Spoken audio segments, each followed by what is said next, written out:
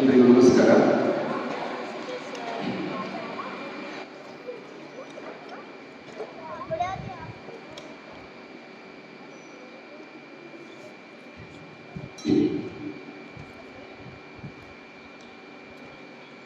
ಜಸ್ವಂತ್ ಸಿಂಗ್ ರಾವತ್ ಅನ್ನುವಂಥ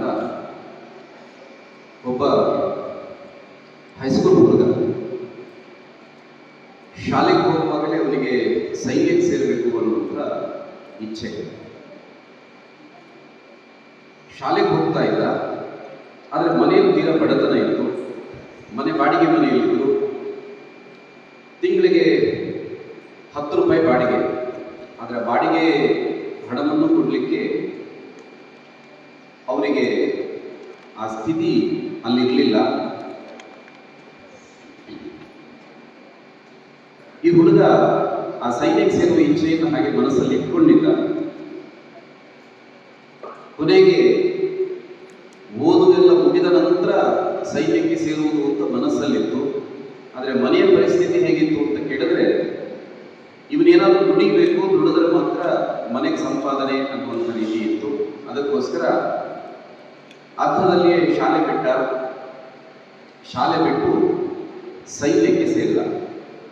ಮೊದಲು ಸೈನ್ಯದ ಪರೀಕ್ಷೆಯಲ್ಲಿ ಉತ್ತೀರ್ಣ ಆಗಲಿಲ್ಲ. 2ನೇ ಬಾರಿ ಪ್ರಯತ್ನ ಪಟ್ಟ. 2ನೇ ಬಾರಿ ಪ್ರಯತ್ನ ಪಟ್ಟಾಗ ಕೊನೆಗೆ ಗಡ್ವಾಲ್ ರೈಫಲ್ಸ್ನಲ್ಲಿ ಅವನು ಸೈನ್ಯಕ್ಕೆ ಸೇರಿಕೊಳ್ಳುತ್ತಾನೆ. ಸೈನಿಕನಾಗಿ ಸೈನ್ಯಕ್ಕೆ ಸೇರಿಕೊಳ್ಳುತ್ತಾನೆ. 1962ರ ಯುದ್ಧ ನಮಗೆಲ್ಲರಿಗೂ ಗೊತ್ತೇ ಇದೆ. ಒಟ್ಟು ನಮ್ಮ ದೇಶ ಎಷ್ಟು ಸ್ವಾತಂತ್ರ್ಯದ ನಂತರ ಎಷ್ಟು ಯುದ್ಧಗಳನ್ನು ಎದುರಿಸಿತು ಅಂತ ಯಾರಾದರೂ ಹೇಳ್ಬೋದಾ? ಎಷ್ಟು ಯುದ್ಧಗಳಾಯಿತು?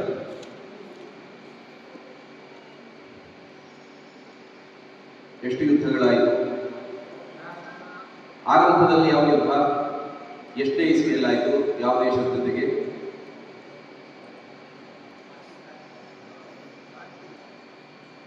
ಗೊತ್ತಿಲ್ಲ. ಭಾರತ ಮತ್ತು ಪಾಕಿಸ್ತಾನದ ನಡುವೆ. ಯಾವಾಗ ಆಯಿತು? 47ರ ಹೊತ್ತಿಗೆ ಆಯಿತು. 47-48ರ ಮಧ್ಯದಲ್ಲಿ. ಅದರಲ್ಲಿ ಭಾರತ ಜಯಗಳಿಸುತ್ತೆ. ಆದರೆ ಒಂದಷ್ಟು ಕಾಶ್ಮೀರದ ಭಾಗವನ್ನು ಪಾಕಿಸ್ತಾನ ವಶಪಡಿಸಿಕೊಳ್ಳುತ್ತೆ. 2ನೇ ಯುದ್ಧ ನಡೆದಿದ್ದು ಯಾವ ದೇಶದ ಜೊತೆಗೆ? ಚೀನಾ ಮತ್ತು ಭಾರತದ ನಡುವೆ ಯುದ್ಧ 1962ರಲ್ಲಿ. ಆನಂತರ 1965ರಲ್ಲಿ ಮತ್ತೆ ಪಾಕಿಸ್ತಾನದ ಜೊತೆಗೆ, ಮತ್ತೆ 1975ರಲ್ಲಿ ಪಾಕಿಸ್ತಾನದ ಜೊತೆಗೆ ಯುದ್ಧ. ಅಲ್ಲಿ ಪಾಕಿಸ್ತಾನವನ್ನು 2 ತುಂಡು ಮಾಡುತ್ತಾರೆ. ಬಾಂಗ್ಲಾದೇಶ ಮತ್ತು ಪಾಕಿಸ್ತಾನ ಅಂತ 2 ದೇಶಗಳಾಗುತ್ತೆ. ಅಲ್ಲಿಂದ ಬಾಂಗ್ಲಾದೇಶದ ಉದಯ ಆಗುತ್ತೆ. ಆನಂತರ 1999 ಅದನ್ನು ಕಾರ್ಗಿಲ್ ಯುದ್ಧ ಅಂತ ನಾವು ಕರೀತೀವಿ. ಆನಂತರ ಬೇರೆ ಬೇರೆ ದಾಳಿಗಳಾಗಿತ್ತು. ಅದಕ್ಕೆ ನಾವು ಪ್ರತಿಕ್ರಿಯೆ ಕೊಟ್ಟಿದ್ದು ಇದು ಒಂದು ಭಾಗ. ಒಟ್ಟು ಇಷ್ಟು ಯುದ್ಧಗಳನ್ನು ಭಾರತ ಎದುರಿಸಿದೆ. ಅದರಲ್ಲಿ ಚೀನಾ ಒಂದು ಯುದ್ಧದಲ್ಲಿ ಭಾರತ ಗೆಲ್ಲೋದಕ್ಕಾಗಿಲ್ಲ ಅನ್ನುವಂಥದ್ದು ಒಂದು ವಿಷಾದದ ಸಂಗತಿ. 1962ರ ಅಕ್ಟೋಬರ್ ಹೊತ್ತಿಗೆ ಭಾರತ ಮತ್ತು ಚೀನಾ ಯುದ್ಧವನ್ನು ಪ್ರಾರಂಭ ಮಾಡಿತ್ತು. ನವೆಂಬರ್ ಹೊತ್ತಿಗೆ ಈ ಜಸ್ವಿಂದರ್ ಸಿಂಗ್ ಏನಿದ್ದಾರೆ, ಇಲ್ಲಿ ಇವರೊಂದು, ನಾವು ಅರುಣಾಚಲ ಪ್ರದೇಶ ಆ ಭಾಗದಲ್ಲಿ ಎತ್ತರವಾದಂಥ ಬೆಟ್ಟ. ಆ ಬೆಟ್ಟಗಳಲ್ಲಿ ಇವರೆಲ್ಲ ಕುಳಿತುಕೊಳ್ತಾರೆ. ನಮ್ಮ ಸೈನಿಕರು ಕೂತ್ಕೊಳ್ತಾರೆ. ಅವರು ಇದ್ದದ್ದು ಗೊತ್ತಾಗೋದಿಲ್ಲ. ಕೆಳಗಡೆ ಬರುವುದವರಿಗೆ, ರಸ್ತೆಯಲ್ಲಿ ಬರುವವರಿಗೆ ಗೊತ್ತಾಗೋದಿಲ್ಲ. ಆದರೆ ಅಷ್ಟೊತ್ತಿಗೆ ಚೀನಾ ಏನ್ ಮಾಡಿತ್ತು, ಆ ಗಡಿಯನ್ನು ದಾಟಿ ಅರುಣಾಚಲದಿಂದ ನೇರವಾಗಿ ಅರುಣಾಚಲದವರೆಗೆ ಬಂದ್ಬಿಟ್ಟಿತ್ತು. ಆ ಗಡಿಯನ್ನು ದಾಟಿ ಅರುಣಾಚಲದ ಹೊರಗೆ ಬಂತು. ಈ ಮೇಲ್ಗಡೆ ಬೆಟ್ಟದ ಮೇಲೆ ಕಾಯುವವರು ಯಾರಿದ್ದಾರೆ, ಸೈನಿಕರು, ಅವರು ಬೇರೆ ಬೇರೆ ಗುಂಪುಗಳನ್ನಾಗಿ ಮಾಡ್ಕೊಳ್ತಾ ಇದ್ದಾರೆ. ಅದರಲ್ಲಿ ಈಗ ಜಸ್ವಂತ್ ಸಿಂಗ್ ರಾವತ್ ಇದ್ದ, ಅವನ ಗುಂಪು ಅಲ್ಲಿ ಯುದ್ಧವನ್ನು ನೋಡ್ಕೊಳ್ತಾ ಇತ್ತು. ಆದರೆ ಚೀನಿ ಸೈನಿಕರು ಬರುವಂಥದ್ದನ್ನು ನೋಡಿ ಇವರೆಲ್ಲರೂ ಗಾಬರಿಯಾಗಿ, ಸೈನ್ಯ ಕಡಿಮೆ ಇದೆ, ಚೀನಿ ಸೈನಿಕರು ಬಹಳ ದೊಡ್ಡ ಪ್ರಮಾಣದಲ್ಲಿ ಬರ್ತಾ ಇದ್ದಾರೆ. ಅಷ್ಟು ಮಾತ್ರವಲ್ಲದೆ ಈಗಾಗಲೇ ಸಾಕಷ್ಟು ಸಾವು-ನೋವುಗಳಾಗಿದೆ. ನಮ್ಮ ಸೈನಿಕರು ಅನೇಕ ಕಡೆ ಸೋತಿದ್ದಾರೆ. ಸೈನಿಕರು ಸೋತಿದ್ದಾರೆ ಅನ್ನುವಂಥ ಶಬ್ದ ಸರಿಯಲ್ಲ, ಸೈನಿಕರನ್ನು ಸೋಲಿಸಲಾಯಿತು ಅನ್ನುವಂಥದ್ದು ಸರಿ. ಆಮೇಲೆ ಹೇಳ್ತೀವಿ. ಇದನ್ನ ಕಂಡು ಅಲ್ಲಿದ್ದಂಥ ಒಂದಷ್ಟು ಸೈನಿಕರು ಇಡೀ ಆ ಜಾಗವನ್ನು ಬಿಟ್ಟು ಕದಲಿದ್ರು. ಆದರೆ ಜಸ್ವಂತ್ ಸಿಂಗ್ ರಾವತ್ ಯೋಚನೆ ಮಾಡ್ತಾನೆ, ನಾವಿರೋದೇ ಕಾವಲಿಗೋಸ್ಕರ, ಅವರು ಬರ್ತಾ ಇದ್ದಾರೆ ಅಂತಂದ್ರೆ ನಾವು ಬಿಟ್ಟು ಮಾಡೋದು ಹೇಗೆ? ಅವನು ನಿಂತ. ಅವನ ಜೊತೆ ತ್ರಿಲೋಕಿ ವೇಗಿ ಅನ್ನುವಂಥ ಇನ್ನೊಬ್ಬರು, ಮತ್ತೊಬ್ಬ ಗೋಪಾಲ್ ಅನ್ನುವಂಥವ್ರು, ಒಟ್ಟು 3 ಜನ ಮಾತ್ರ ನಿಂತಿದ್ದಾರೆ. ಅವರು ದೊಡ್ಡ ಸಂಖ್ಯೆಯಲ್ಲಿ ಬರ್ತಾ ಇದ್ದಾರೆ. ನಮ್ಮ ಹತ್ರ ಇದ್ದಂಥ ಬಂದೂಕುಗಳು ಯಾವುದು? 303 ಎನ್ಫೀಲ್ಡ್ ಅನ್ನುವಂಥ ಒಂದು ರೈಫಲ್, ಬಹಳ ಹಳೆಯ ಕಾಲದ, ಬ್ರಿಟಿಷರ ಕಾಲದ. ಆ ರೈಫಲ್ ಹೇಗೆ ಅಂತಂದ್ರೆ, ನೀವು ಒಂದು ಸಲ ಗುಂಡು ಹಾರಿಸಿದ್ರೆ ಮತ್ತೆ ಕೈಯಲ್ಲದನ್ನು ಲೋಡ್ ಮಾಡಬೇಕು, ಮತ್ತೆ ಹೊಡಿಬೇಕು. ಆದ್ರೆ ಅವರ ಹತ್ರ ಇದ್ದದ್ದು ಯಾವುದು ಅಂತ ಕೇಳಿದ್ರೆ, ಒಂದು ಸಲ ಫೈರ್ ಮಾಡಿದ್ರೆ 600 ಗುಂಡುಗಳು ಒಂದು ಸಲ ಹಾರುವಂತ ಈ AK-47 ಅಂತ ನಾವು ಯಾವುದು ಹೇಳ್ತೀವಿ, ಆ ರೀತಿಯ ಆಧುನಿಕ ಶಸ್ತ್ರಾಸ್ತ್ರಗಳು. ನೀವು ಅರ್ಥ ಮಾಡ್ಕೊಳ್ಳಿ ನಮ್ಮ ಸೈನಿಕರ ಪರಿಸ್ಥಿತಿ ಮತ್ತು ಅವರ ಪರಿಸ್ಥಿತಿ ಹೇಗಿತ್ತು ಅಂತ. ಈ ಜಸ್ವಂತ್ ಸಿಂಗ್ ಏನು ಯೋಚನೆ ಮಾಡ್ತಾರೆ, ಇವರೆಲ್ಲ ಬರ್ತಾ ಇದ್ದಾರೆ, ಬರುವಾಗ ಈ ಒಂದು ಓಡಾಟಗಳು ಹೇಗಿತ್ತು ಅಂತ ಕೇಳಿದ್ರೆ, ಇವರು 3 ಜನ ಇದ್ದಾರೆ. ಆದ್ರೆ 3 ಜನ ಇದ್ದಾಗಲೂ ಕೂಡ ಅಲ್ಲಿಂದ ಇವರು ಆಕ್ರಮಣ ಪ್ರಾರಂಭ ಮಾಡಿ ಸ್ವಲ್ಪ ಹೊತ್ತಲ್ಲಿ ಒಂದು 50 ಜನ ಚೀನಿಯರನ್ನು ಹೊಡೆದು ಬಿಡ್ತಾರೆ ಇವರು 3 ಜನ ಒಟ್ಟಾಗಿ. ಆದ್ರೆ ಅಷ್ಟೊತ್ತಿಗೆ ಅಲ್ಲಿಂದ ಬಂದಂತ ಗುಂಡಿ ಇವನ ಜೊತೆಗಿದ್ದಂಥ ಇಬ್ಬರಲ್ಲಿಂದ ಪ್ರಾಣ ಬಿಡ್ತಾರೆ. ಈಗ ಒಬ್ಬನೇ ಜಸ್ವಂತ್ ಸಿಂಗ್ ಉಳಿದಿದ್ದಾನೆ. ಆದ್ರೆ ಇವನ ಕಾರ್ಯ ಹೇಗಿತ್ತು ಅಂತ ಕೇಳಿದ್ರೆ, ನೀವು ಅಲ್ಲೆಲ್ಲ ಹೋದ್ರೆ ಗೊತ್ತಾಗುತ್ತೆ. ನಾನು ಸ್ವತಃ ಜಾಗಕ್ಕೆ ಹೋಗಿ ನೋಡಿ ಹೇಳುತ್ತಾ ಇದ್ದೆ ಅದು ಹೇಗಿದೆ ಅಂತ ಕೇಳಿದ್ರೆ, ಇವನು ಒಂದು ಕಡೆಯಿಂದ ಇನ್ನೊಂದು ಕಡೆ, ಒಂದೇ ಕಡೆ ಇದ್ದಾನೆ, ಬಂದೂಕುಗಳನ್ನು ಬೇರೆ ಬೇರೆ ಕಡೆ ಇಟ್ಟಿದ್ದಾನೆ, ಬೇರೆ ಬೇರೆ ಕಡೆ ಬಂದೂಕುಗಳಿಂದ ಫೈರ್ ಮಾಡೋದು. ಅವರಿಗೇನಾಗುತ್ತೆ, ತುಂಬಾ ಜನ ಇದ್ದಾರೆ ಮೇಲ್ಗಡೆ ಎನ್ನುವಂಥ ಭಾವ.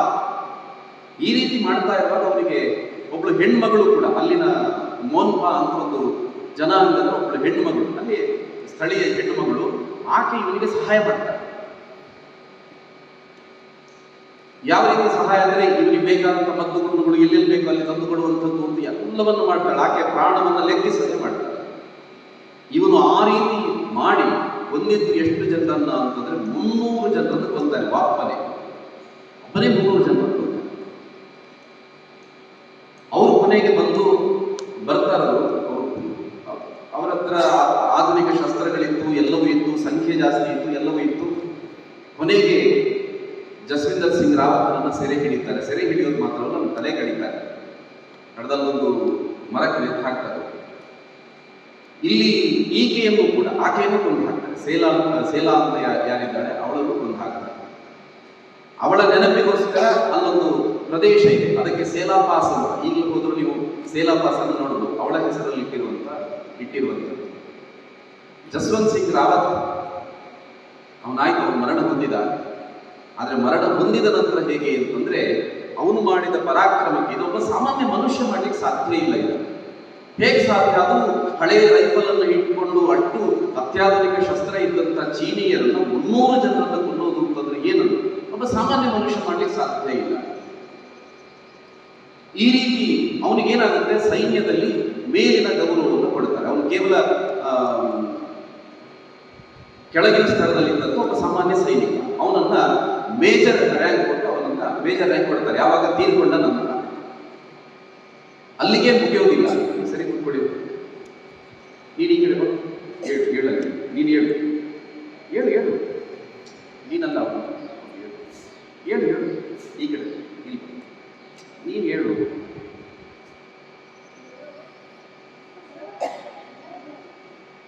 ಬಾ, ಇಲ್ಲಿ ನಾನೇ ಬರ್ತೀನಿ ಎಬ್ಬಿಸ್ಲಿಕ್ಕೆ. ನಾನು ಬರಲ್ಲ, ನೀನು ಬಾ, ಹೇಳ.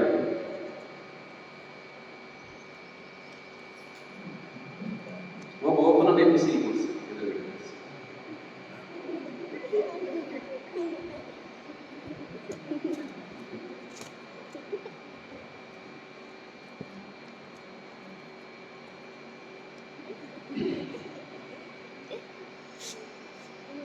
ಜಸ್ವಂತ್ ಸಿಂಗ್ ರಾವತ್ನಿಗೆ ಅವನ ಮರಣ ನಂತರ ಅವನಿಗೆ ಜನರಲ್ ಹುದ್ದೆಯನ್ನು ಕೊಡಲಾಗುತ್ತೆ.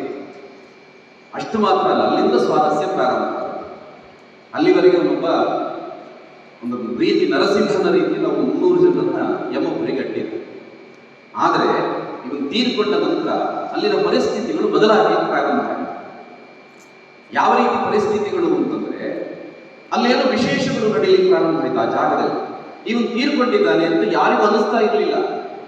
ಪ್ರತಿಯೊಬ್ಬರಿಗೂ ಜೀವಂತ ಇದ್ದಾನೆ ಅಂತ ಅನಿಸ್ತಾ ಇತ್ತು ಆ ಜಾಗದಲ್ಲಿ. ನೀವು ಈಗಲೂ ಹೋದ್ರಲ್ಲಿ ಏನೋ ಆ ರೀತಿ ವೈಬ್ರೇಷನ್ ಕಾಣುತ್ತೆ. ಅಲ್ಲಿ ಹೋದಾಗ ಅಲ್ಲಿ ಒಬ್ಬ ಸೈನಿಕ ಕುಳಿತುಕೊಂಡು ಈಗಲೂ ಸ್ವಲ್ಪ ಅವನಿಗೆ ನಿದ್ದೆ ಬಂತು ಅಂತವನ್ನೇನು ತೂಕಡಿಸಿದ್ರೆ ಯಾರೋ ಬಂದು ಹಿಂದಿನಿಂದ ಹೊಡಿತಾರೆ. ಸ್ವತಃ ಈ ಅನುಭವನ ನಾನೇ ಒಬ್ಬ ಸೈನಿಕನ ಹತ್ರ ಕೇಳಿದ್ದೆ. ಅಲ್ಲಿ ಯಾರೋ ಸೈನಿಕರು ನಿದ್ದೆ ಮಾಡುವ ಹಾಗಿಲ್ಲ, ನಿದ್ದೆ ಅಂದ್ರೆ ಕರ್ತವ್ಯದಲ್ಲಿರುವಾಗ ಹಿಂದಿನಿಂದ ಯಾರೋ ಬಂದು ಹೊಡಿತಾರೆ ಅಂತ. ಈ ರೀತಿಯ ಅನೇಕ ಘಟನೆಗಳಾದ ನಂತರ ಈ ಜಸ್ವಂತ್ ಸಿಂಗ್ ರಾವತ್ ಯಾರಿದ್ದಾರೆ, ಇವನಿಗೊಂದು ದೇವಸ್ಥಾನವನ್ನು ನಿರ್ಮಾಣ ಮಾಡಿದ್ದಾರೆ. ದೇವಸ್ಥಾನದಲ್ಲಿ ಇವರ ಎಲ್ಲ ಬಟ್ಟೆಗಳು ಎಲ್ಲ ವಸ್ತುಗಳನ್ನು ಇಟ್ಟಿದ್ದಾರೆ.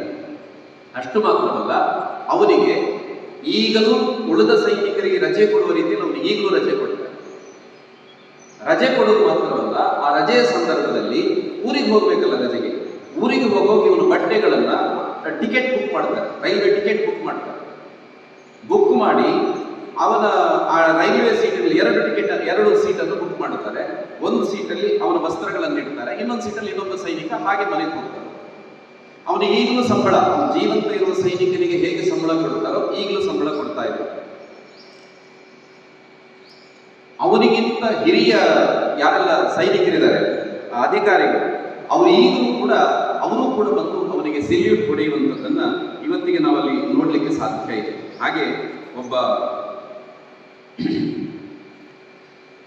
ಒಬ್ಬ ಸೈನಿಕ, ನೀವು ಈಗಲೂ ಹೋದ್ರಲ್ಲಿ ಪೂಜೆ ದೇವಸ್ಥಾನದಲ್ಲಿ ನಡೆಯುವ ರೀತಿಯ ಪೂಜೆ ಅಲ್ಲದಿದ್ರು ಅಲ್ಲಿ ಹೋದಾಗ ಒಬ್ಬ ಸೈನಿಕ ಇವತ್ತಿಗೂ ಜೀವಂತವಾಗಿದ್ದಾನೆ ಅಂತ ಅನಿಸುವಂತ ಎಲ್ಲ ವಾತಾವರಣಗಳು ಅಲ್ಲಿ ನಮಗೆ ಕಾಣುತ್ತೆ. ಇವತ್ತಿಗೂ ಪ್ರತಿದಿನ ಅವನ ಅಂಗಿಗೆ ಇಸ್ತ್ರಿಗಳನ್ನು ಹಾಕ್ತಾರೆ, ಅವನ ಶೂ ಅನ್ನು ಪಾಲಿಶ್ ಮಾಡ್ತಾರೆ. ಇದೆಲ್ಲವಲ್ಲ ಅಂದ್ರೆ ಇದ್ಯಾಕೇನು ಕಟ್ಟುಕತೆ ಅಲ್ಲ. ಅಲ್ಲಿ ಹೋದ ತಕ್ಷಣ ಇವತ್ತಿಗೆ ನೀವು ಕೇಳಿದ್ರು ಈ ರೀತಿಯ ಅನೇಕ ಘಟನೆಗಳನ್ನು ಅವರು ಹೇಳ್ತಾರೆ.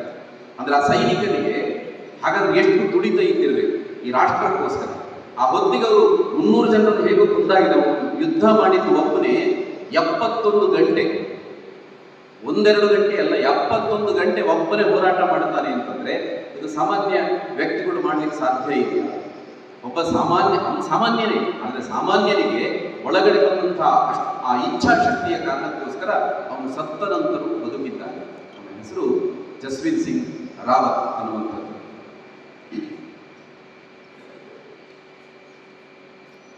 ಯುದ್ಧ ಅಂತಂದ್ರೆ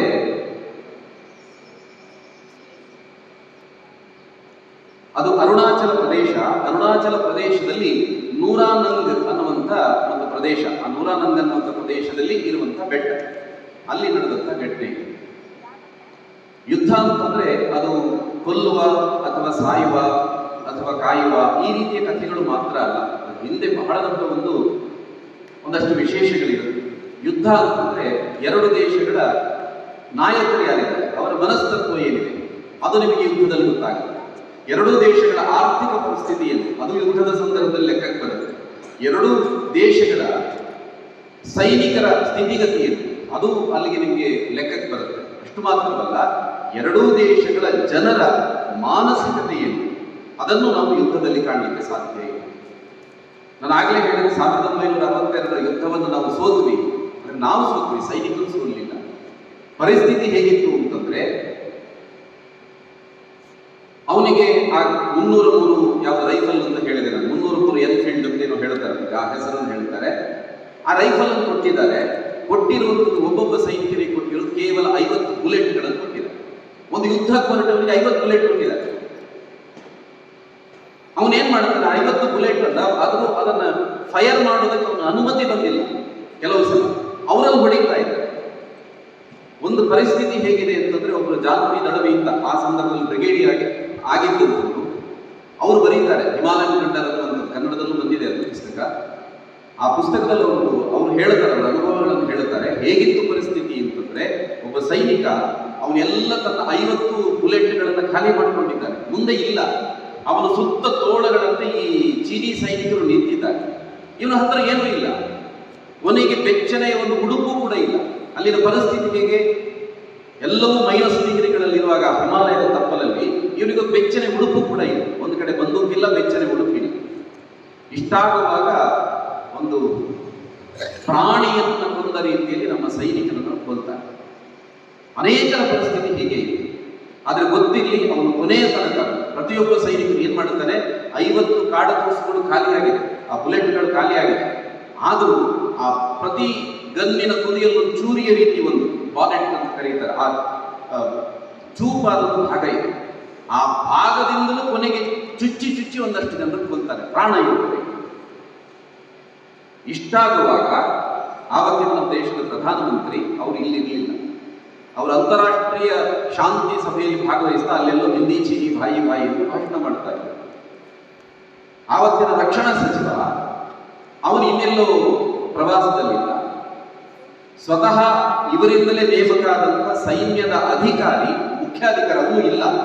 ಅವನು ಕಾಶ್ಮೀರದಲ್ಲಿ ಪತ್ನಿ ಮಕ್ಕಳೊಂದಿಗೆ ವಿಹಾರ ಮಾಡ್ತಾ ಇದ್ದ. ನಿಜಕ್ಕೂ ನಮ್ಮ ಸೈನಿಕ ಸೋತಿದ್ದ ತೆರಳಿದ ಯುದ್ಧದಲ್ಲಿ ಸೋತಿದ್ದಲ್ಲ. ಆವತ್ತಿನ ನಾಯಕರ ಸ್ವಾರ್ಥ ನಮ್ಮ ಸೈನಿಕನನ್ನ ಬಲಿ ಕೇಳಿ. ಅವನು ಸೋಲೋದಿಲ್ಲ, ನಮ್ಮ ದೇಶದ ಸೈನಿಕ ಯಾವತ್ತಿಗೂ ಸೋಲೋದಿಲ್ಲ.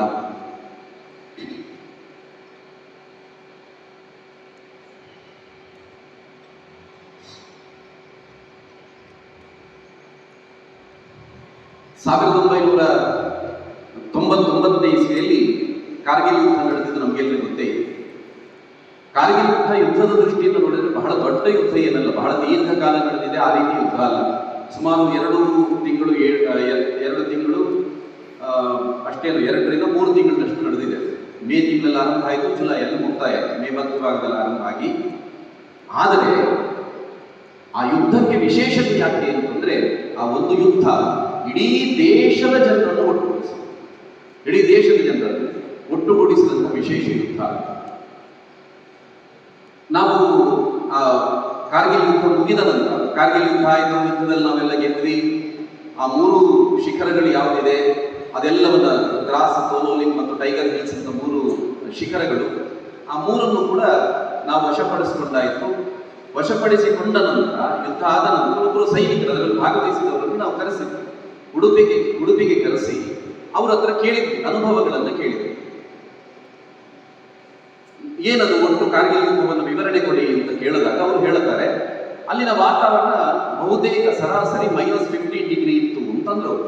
ಅದಕ್ಕೆ ನಾವು ಹೇಳಿದ್ವಿ, ಈ -15 -20 ಅಂದ್ರೆ ನಮ್ಗೆ ಅರ್ಥ ಆಗೋದಿಲ್ಲ, ನಮಗೆ ಅಂಕೆ ಸಂಖ್ಯೆಗಳು ಗೊತ್ತಾಗುತ್ತೆ, ಆದ್ರೆ ಅದನ್ನ ಅನುಭವಿಸ್ಲಿಕ್ಕೆ ಆಗೋದಿಲ್ಲ. ಅದು ಏನದು -15 ಅಂತಂದ್ರೆ? ಆಗ ಅವರು ಹೇಳ್ತಾರೆ, ಮೈಯಲ್ಲಿ ಏನು ಮಣಭಾರದ ವಸ್ತ್ರ ಇರುತ್ತೆ, ಅಷ್ಟು ದಪ್ಪನೆ ವಸ್ತ್ರ ಹಾಕೋಬೇಕು, ಹಿಂದ್ಗಡೆ ಹೆಣವಾರದ ಶಸ್ತ್ರ, ಇದಿಷ್ಟು ಹತ್ಕೊಂಡು ಹೋಗುವಾಗ ಅಲ್ಲಿ ವಿಪರೀತ ಚಳಿ, ಆ ಚಳಿಯಲ್ಲಿ ಬಿಸಿ ನೀರು ಕುಡಿಬೇಕು ಅಂತ ಅನಿಸುತ್ತೆ. ಬಿಸಿ ನೀರು ಕುಡಿಯಬೇಕು ಅಂತ ಅನಿಸಿದಾಗ ಏನ್ ಮಾಡಬೇಕು? ಅವ್ರ ಹತ್ರ ಸ್ಟವ್ ಇಟ್ಕೊಂಡಿರ್ತಾರೆ ಯಾವಾಗ. ಆ ಸ್ಟವ್ ಅಲ್ಲಿ ಇಟ್ಟು ಒಂದು ಪಾತ್ರೆಯನ್ನಿಟ್ಟು ಅಲ್ಲೇ ಇರುವ ಮಂಜು, ಹಿಮ ಇದೆ, ಐಸನ್ನ ತೆಗೆದು ಒಂದು ಸ್ವಲ್ಪ ಚೂರಿಯಲ್ಲಿ ಕೆತ್ತಿ ಅದನ್ನ ಇದಕ್ಕೆ ಹಾಕ್ಬೇಕು, ಪಾತ್ರೆಗೆ ಹಾಕ್ಬೇಕು. ಪಾತ್ರೆಗೆ ಹಾಕಿದ ನಂತರ ಇಲ್ಲಿ ಬಿಸಿ ಆಗ್ತಾ ಇದ್ದಂತೆ ಆ ನೀರಾಗುತ್ತೆ, ಐಸ್ ನೀರಾಗುತ್ತೆ. ಅದು ಸ್ವಲ್ಪ ಬಿಸಿ ಆಗ್ತಾ ಇದ್ದ ಹಾಗೆ ಲೋಟಕ್ಕೆ ಹಾಕ್ತಾರೆ, ಕುಡಿಬೇಕಲ್ಲ, ಬಿಸಿ ನೀರು ಕುಡಿಬೇಕು. ಅದು ಲೋಟಕ್ಕೆ ಹಾಕಿ ನೀನು ಕುಡಿಬೇಕು ಅನ್ನುವಾಗ ನೀರು ಬರೋದಿಲ್ಲ, ಅದು ಮತ್ತೆ ಐಸ್ ಆಗಿದೆ. ಇದು -15. ಅದ್ರಲ್ಲಿ -15 ಇತ್ತ ಕೇಳಿದ್ರೆ ನೀವು ಈಗಲೂ ಸರ್ಚ್ ಮಾಡಿ ನೋಡಿ, ಆ ಭಾಗದಲ್ಲಿ, ಆ ಕಾರ್ಗಿಲ್ ಯಾವುದನ್ನು ನಾವು ಹೇಳ್ತೀವಿ ಸಿಯಾಚಿನ್, ಆ ಭಾಗದಲ್ಲಿಲ್ಲ, ಅದು -15ಗೆ ನಿಲ್ಲೋದಿಲ್ಲ, ಅದು -20 -50 ವರೆಗೆ ಹೋಗ್ತದೆ, ಅಲ್ಲಿವರೆಗೆ ಹೋಗ್ತದೆ. ಒಬ್ಬ ಸಾಮಾನ್ಯ ಮನುಷ್ಯ ಬದುಕಲಿಕ್ಕೆ ಸಾಧ್ಯ ಇಲ್ಲ. ಅಲ್ಲಿ ಒಟ್ಟು ಯುದ್ಧದ ನಮ್ಮ ನಿಯಮಗಳು ಹೇಗಿದೆ 2 ದೇಶದ್ದು ಅಂತಂದ್ರೆ, ಇಲ್ಲಿ ಚಳಿಯ ಅಷ್ಟು ತೀವ್ರ ಚಳಿಯ ಸಮಯ ಆಗ್ತಾ ಇದ್ದಂತೆ 2 ದೇಶಗಳ ಸೈನಿಕರು ವಾಪಸ್ ಅಲ್ಲಿಂದ ಶಿಖರಗಳನ್ನು ಬಿಟ್ಟು ವಾಪಸ್ ನಮ್ಮ ದೇಶಕ್ಕೆ ವಾಪಸ್ ಬರಬೇಕು. ಆದ್ರೆ ಆವತ್ತೇನಾಯ್ತು, ಪಾಕಿಸ್ತಾನ ಮೋಸ ಮಾಡಿತು. ಅದಕ್ಕೇನು ಲಿಖಿತ ನಿಯಮ ಇರಲಿಲ್ಲ. ಪಾಕಿಸ್ತಾನ ಏನ್ ಮಾಡುತ್ತೆ, ವಾಪಸ್ ಕಳಿಸಿದ ಅಲ್ಲಿಂದ ಮುಂದಕ್ಕೆ ಕಳಿಸಿ ಅವರೆಲ್ಲ ಮುಂದಕ್ಕೆ ಬರ್ಲಿಕ್ಕೆ ಶುರು ಮಾಡಿದ್ರು. ಅಲ್ಲಿಂದ ಮುಂದಕ್ಕೆ ಬರ್ಲಿಕ್ಕೆ ಶುರು ಮಾಡಿದ್ರು. ಎಲ್ಲಿವರೆಗೆ ಅಂದ್ರೆ, ನಾನು ಆಗಲೇ ಹೇಳಿದಾಗೆ ತೋಲೋಲಿಂಗ್, ದ್ರಾಸ್ ಮತ್ತು ಟೈಗರ್ ಹಿಲ್ಸ್, ಈ 3 ಪರ್ವತಗಳು, ಅದು ಒಂದು ಮುಖದಲ್ಲಿ 3 ಮೊಡವೆಗಳಿದ್ದ ರೀತಿಯಲ್ಲಿ ಕಾಣುತ್ತೆ. ಆ ರೀತಿ ತುಂಬಾ ಎತ್ತರವಾದಂತಹ ಪ್ರದೇಶ, ಅದನ್ನ ಅವರು ಆಕ್ರಮಣ ಮಾಡಿಕೊಂಡಿದ್ರು. ಆಗ ಅವರು ಅದರ ತುದಿಯಲ್ಲಿದ್ದಾರೆ. ನಮ್ಮವರಿಗೆ ಹೋಗಬೇಕಾದ್ರೆ ಕೆಳಗಿಂದ ಹೋಗಬೇಕು ಮೇಲಕ್ಕೆ. ಕಲ್ಪನೆ ಮಾಡಿಕೊಳ್ಳಿ, ಸುಮಾರು 80 ಡಿಗ್ರಿ ಕೋನದಲ್ಲಿದೆ ಅದು. ಹೀಗೆ ನಡೀಬೇಕು. ಮಾತ್ರವಲ್ಲ, ನಾವು ಬರುವ ಪ್ರತಿಯೊಂದು ಚಲನವಲನವನ್ನ ಅವನಲ್ಲಿ ಮೇಲ್ಗಡೆ ನಿಂತ್ಕೊಂಡು ಕಾಣ್ತಾನೆ. ಆದರೆ ನಮ್ಮವರಿಗೆ ಅವರು ಕಾಣೋದಿಲ್ಲ. ಗೊತ್ತಾಗ್ತಾ ಇದೆಯಾ ಪಿಕ್ಚರ್? ಗೊತ್ತಾಗ್ತಾ ಇದೆಯಾ? ನಮ್ಮವರಿಗೆ ಅವರು ಕಾಣೋದಿಲ್ಲ, ಆದರೆ ನಾವು ಅವರಿಗೆ ಸ್ಪಷ್ಟವಾಗಿ ಕಾಣ್ತಾ ಇದ್ದೀವಿ. ಇದು ಈ ಪರಿಸ್ಥಿತಿಯಲ್ಲಿ ನಾವು ಕಾರ್ಗಿಲ್ ಅನ್ನು ಗೆದ್ದಿರುವುದು. ಅಲ್ಲಿಗೆ ಸಂಬಂಧಪಟ್ಟಂತ ಒಟ್ಟು ಆ ಕಾರ್ಗಿಲ್ ಯುದ್ಧ ಅಂತ ಹೇಳಿದಾಗ ನೂರಾರು ಜನ, ಸಾವಿರಾರು ಜನ ಸೈನಿಕರು ಅದರಲ್ಲಿ ಯುದ್ಧದಲ್ಲಿ ಭಾಗವಹಿಸ್ತಾರೆ. ಭಾಗವಹಿಸುವುದು ಮಾತ್ರ ಅಲ್ಲ, ಅನೇಕರು ಪ್ರಾಣವನ್ನು ಕಳ್ಕೊಳ್ಳುತ್ತಾರೆ. ಈ ಸೈನಿಕರ ಮನೆಗಳ ಪರಿಸ್ಥಿತಿ, ಒಟ್ಟು ಅಥವಾ ಸೈನಿಕರ ಮನಸ್ಥಿತಿ ಹೇಗಿತ್ತು ಅನ್ನೋದಕ್ಕೆ ಕೆಲವು ಘಟನೆಗಳನ್ನು ನಿಮ್ಮ ಕಣ್ಣು ಮುಂದಿಡ್ತೇನೆ. ಕೇವಲ ಕಾರ್ಗಿಲ್ ಯುದ್ಧದಲ್ಲಿ ಆಗ ಹೇಳಿದ್ದು ಜಸ್ವಂತ್ ಸಿಂಗ್ ರಾವತ್ ಅಂತ, ಈಗ ಜಸ್ವಿಂದರ್ ಸಿಂಗ್, ಕನ್ಫ್ಯೂಸ್ ಮಾಡಿಕೊಳ್ಳಿ. ಜಸ್ವಿಂದರ್ ಸಿಂಗ್ ಅಂತ ಒಬ್ಬ ಸೈನಿಕ. ಇವನಿಗೆ ಮದುವೆ ನಿಶ್ಚಯ ಆಗುತ್ತೆ. ಮದುವೆ ನಿಶ್ಚಯ ಆಗಿದ್ದು ಯಾರ ಜೊತೆ ಕೇಳಿದ್ರೆ ಗುರುದಯಾಳ್ ಕೌರ್ ಅನ್ನುವಂಥ ಒಬ್ಬಳು ಹೆಣ್ಮಗಳು. ಅವಳದಾಗುತ್ತಾನೆ ಪದವಿ ಮುಗಿದಿದೆ, ಮನೆಯಲ್ಲಿ ಮದುವೆ ಆಗಬೇಕು ಅಂತ. ಆಕೆ ಹೇಳ್ತಾಳೆ, ನನಗೆ ಇಷ್ಟು ಬೇಗ ಮದುವೆ ಬೇಡ, ನನಗೆ ಏನೋ ಇನ್ನೊಂದಷ್ಟು ಓದಬೇಕು ಅಥವಾ ಇನ್ನೇನೋ ಒಂದಷ್ಟು ಕೆಲಸ ಮಾಡ್ಲಿಕ್ಕಿದೆ, ಆಮೇಲೆ ಮದುವೆ ಅಂತ. ಆದರೆ ಮನೆಯವರು ಒಪ್ಪಲಿಲ್ಲ, ನೀನು ಈಗಲೇ ಮದುವೆ ಆಗಬೇಕು ಅಂತ. ಆಗ ಇವಳದ್ದೊಂದು ಕಂಡೀಷನ್. ಏನು ಕಂಡೀಷನ್ ಅಂದರೆ, ನನಗೆ ಮದುವೆ ಮಾಡೋದೇ ಇದ್ರೆ ಸೈನಿಕನ ಜೊತೆ ಮದುವೆ ಮಾಡಬೇಕು ಅಂತ ಅವಳ ಕಂಡೀಷನ್. ಕೊನೆಗೆ ಅವಳ ಮದುವೆ ನಿಶ್ಚಯ ಆಗಿದ್ದು ಈ ಜಸ್ವಿಂದರ್ ಸಿಂಗ್ನ ಜೊತೆ ಮದುವೆ ನಿಶ್ಚಯ ಆಗಿದೆ. ಮದುವೆ ಮುಗಿಸಿ ಮನೆಗೆ ಬರ್ತಾ ಇದ್ದಾರೆ. ಮನೆಗೆ ಅವಳು ಮೊದಲ ಬಾರಿ ಗಂಡನ ಮನೆಯ ಹೊಸ್ತಿಲನ್ನು ತುಳಿಯುವಷ್ಟರಲ್ಲಿ ಕಾರ್ಗಿಲ್ ಯುದ್ಧ ಘೋಷಣೆ ಆಗಿದೆ. ಯುದ್ಧ ಘೋಷಣೆ. ಇವನಿಗೇನ್ ಮಾಡಬೇಕು? ಇವನು ಸೈನಿಕ, ಇವನ ಮನಸ್ಸಲ್ಲಿ ಯಾವುದೇ ಭಾವ ಇಲ್ಲ. ಇವತ್ತು ಮದುವೆ ಆಗಿದೆ, ಒಂದಷ್ಟು ದಿನ ಬಿಟ್ಟು ಹೋಗೋಣ, ಇಲ್ಲ, ಇವನ ಮನಸ್ಸಲ್ಲಿಲ್ಲ. ಆ ಕ್ಷಣದಲ್ಲಿ ಹೊರಟು ಬಿಡೋದು, ಅವನದನ್ನು ಸ್ವೀಕಾರ ಮಾಡೋದು. ಅವನೇನ್ ಮಾಡ್ದ? ಈ ಗುರುದಯಾಳ ಮುಖ ನೋಡಿದ. ಇನ್ನು ಕೆಲವು ಗಂಟೆಗಳು ಮಾತ್ರ ಆಗಿದೆ, ಪರಸ್ಪರ ಇಬ್ಬರು ಒಬ್ಬರನ್ನು ನೋಡ್ತಾ ಇದ್ದಾರೆ. ಮದುವೆಯಾಗಿ ಮನೆಗೆ ಬಂದಿದ್ದಾರೆ ಅಷ್ಟೇ. ಆದ್ರೆ ಆಕೆಗೆ ಅರ್ಥ ಆಯ್ತು, ಇವನು ಯಾಕೆ ನನ್ನ ಮುಖ ನೋಡ್ತಾ ಇದ್ದಾನೆ ಅಂತ. ಆಕೆ ಹೇಳ್ತಾಳೆ, ಗಂಡನ ಮನೆಗೆ ಈಗ ತಾನೇ ಕಾಲಿಟ್ಟಿದ್ದೇನೆ, ಭಗವಂತ ನೀಡಿರುವಂತ ಪರೀಕ್ಷೆ ಇದೊಂದು ರೀತಿ ಅಗ್ನಿ ಪರೀಕ್ಷೆ ಅಂತ ನಾನು ಯೋಚನೆ ಮಾಡಿದ್ದೇನೆ. ನೀವೇನು ಚಿಂತೆ ಮಾಡೋದು ಬೇಡ, ಹೋಗಿ ಬನ್ನಿ ಅಂತ, ಯುದ್ಧಕ್ಕೆ ಹೋಗಿ ಬನ್ನಿ ಅಂತ ಕಳಿಸ್ತಾರೆ.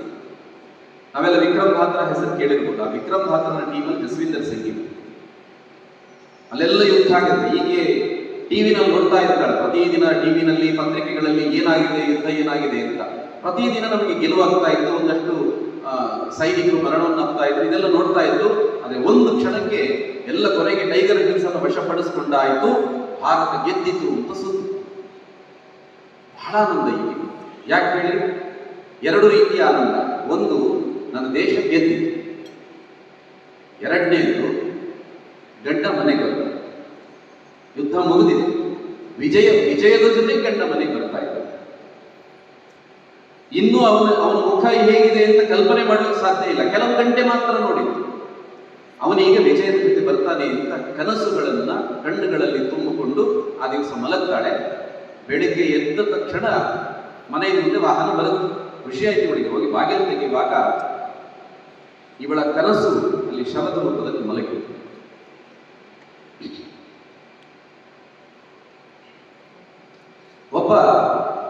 ಇನ್ನೊಬ್ಬ ಸೈನಿಕ ಪದ್ಮಪಾಣಿ ಆಚಾರ್ಯ ಅಂತ ಅವನ ಹೆಸರು. ಈ ಪದ್ಮಪಾಣಿ ಆಚಾರ್ಯ ಅವನು ನಮ್ಮ ಜಗತ್ತಿನ ಅತ್ಯಂತ ಎತ್ತರದ ಯುದ್ಧ ಭೂಮಿ, ಅದರ ಹೆಸರು ಸಿಯಾಚಿನ್ ಅಂತ, ಭಾರತದಲ್ಲೇ ಅಲ್ಲಿದ್ದಾನೆ. ಅಲ್ಲಿ ಕಾವಲು ಕಾಯ್ತಾ ಇದ್ದಾರೆ ಆ ಎತ್ತರದಲ್ಲಿ. ಅಲ್ಲಿಂದ ಅವನು ಪತ್ರ ಬರೀತಾನೆ. ಯಾರಿಗೆ? ತಂದೆಗೆ ಪತ್ರ. ಏನ್ ಪತ್ರ? ಅದು ಬಹಳ ಸುಂದರ ಇದೆ. ಅಪ್ಪ, ನಾನೀಗ ಜಗತ್ತಿನ ಬಹಳ ಎತ್ತರದ ಯುದ್ಧ ಭೂಮಿಯಲ್ಲಿದ್ದೇನೆ. ಇಲ್ಲಿನ ಒಂದು ಪರಿಸರವನ್ನು ನಾನು ಹೇಗೆ ವರ್ಣನೆ ಮಾಡೋದಕ್ಕೆ ನನ್ನ ಹತ್ರ ಪದಗಳೇ ಇಲ್ಲ. ಅಷ್ಟು ಅದ್ಭುತವಾಗಿದೆ, ಆದರೆ ಅಷ್ಟೇ ಭೀಕರವೂ ಆಗಿದೆ. ರಮ್ಯವೂ ಹೌದು, ಭೀಕರವೂ ಹೌದು. ಯಾವುದೇ ಸಮಯದಲ್ಲಿ ಶತ್ರುವಿನ ಗುಂಡು ನನ್ನ ಎದೆಯನ್ನು ಸೀಳಬಹುದು. ಅಂಥ ಅಪಾಯಕಾರಿ ಪರಿಸ್ಥಿತಿಯಲ್ಲಿ ನಾನಿದ್ದೆ. ಒಂದು ಕಡೆ ಸೌಂದರ್ಯ ಇದೆ, ಇನ್ನೊಂದು ಕಡೆ ಈ ಅಪಾಯವೂ ಇದೆ. ಎರಡೂ ಇರುವಂಥ ಪರಿಸ್ಥಿತಿಯಲ್ಲಿ ನಾನು ಇದ್ದೇನೆ. ಅವನೊಂದು ಸಾಲು ಬರೀತಾನೆ ಕೆಳಗಡೆ, ನನ್ನ ಮಗನನ್ನು ಇಲ್ಲಿಗೆ ಒಂದ್ಸಲ ನೀನು ಕರ್ಕೊಂಡ್ಬರ್ಬೇಕು, ಅಥವಾ ಅವನಿಗೆ ಆ ರೀತಿ ಅಪೇಕ್ಷೆ ಇದ್ದಿರಬೇಕು, ನಾನೇ ಕರ್ಕೊಂಡ್ಬರ್ತೀನಿ, ಇಲ್ಲಿನ ಯುದ್ಧ ಭೂಮಿಯನ್ನು ಅವನು ನೋಡಬೇಕು, ಅವನು ನನ್ನ ಹಾಗೆ ಸೈನಿಕನಾಗಬೇಕು ಅಂತ ನನಗೆ ಅಪೇಕ್ಷೆ ಇದೆ ಅಪ್ಪ ಅಂತ ಬರೀತಾನೆ. ಆ ಪತ್ರ ಆದರೆ ಪದ್ಮಪಾಣಿ ಆಚಾರ್ಯನ ಪತ್ರ ಮನೆಯನ್ನು ಮುಟ್ಟುವುದಕ್ಕಿಂತ ಮೊದಲು ಪದ್ಮಪಾಣಿಯ ಶವ ಮನೆಗೆ ಬಂತು. ಅಂದ್ರೆ ಅಪ್ಪನಿಗೆ ಖುಷಿಯಾಗುತ್ತೆ. ಯಾಕೆ ಅಂತಂದ್ರೆ ಆ ಗುಂಡು ಬಿದ್ದಿರೋದು ಎದೆಗೆ, ಬೆನ್ನಿಗಲ್ಲ. ಇವನು ಶತ್ರುವಿಗೆ ಬೆನ್ನು ಕೊಟ್ಟಿಲ್ಲ ನನ್ನ ಮಗ ಅಂತ ಹೇಳಿಕೊಂಡು ಅಪ್ಪ ಆನಂದದ ಕಣ್ಣೀರು ಹಾಕ್ತಾರೆ ಅಂತಂದ್ರೆ ಅವರ ಮನಸ್ಥಿತಿ ಹೇಗಿರಬೇಕು ಅಂತ ಯೋಚನೆ ಮಾಡಿ. ಇನ್ನೊಬ್ಬ ರಾಜೇಶ್ ಅಧಿಕಾರಿ ಅಂತ ಸೈನಿಕ. ಆತ ಇನ್ನೇನು ತನ್ನ ಶಿಬಿರದಿಂದ ಹೊರಡುವಾಗ ಅವರಿಗೆ ಮನೆಯಿಂದ ಪತ್ರ ಬಂದಿದೆ. ಪತ್ರ ಮನೆಯಿಂದ ಬಂದಿದೆ ಎಂದು ಗೊತ್ತಾದ ತಕ್ಷಣ ಕಿಸೆಯಲ್ಲಿ ಇಟ್ಕೊಂಡ. ಇನ್ನೊಬ್ಬ ಸೈನಿಕ ಕೇಳಿದ, ಯಾಕೆ ಪತ್ರ ಓದೋದಿಲ್ವಾ? ಮನೆಯಿಂದ ಪತ್ರ ಬಂದಿರೋದು, ನಾನು ಹೊರಟಿರೋ ತಾಯಿ ಕೆಲಸಕ್ಕೆ, ಅದು ಪತ್ನಿ ಬರೆದಿರುವ ಪತ್ರ. ಅವನು ಹೇಳೋದು, ಪತ್ರ ಮನೆಯಿಂದ ಬಂದಿದೆ, ನಾನು ಹೊರಟಿರೋ ದೇಶದ ಕೆಲಸಕ್ಕೆ, ಮೊದಲು ದೇಶದ ಕೆಲಸ, ಆಮೇಲೆ ಪತ್ರ ಅಂತ ಹೇಳಿದ. ಆದರೆ ಆ ಪತ್ರ ಓದೋದಕ್ಕೆ ರಾಜೇಶ್ ಅಧಿಕಾರಿ ಒಳ್ಳೆಯದೇ ಇಲ್ಲ.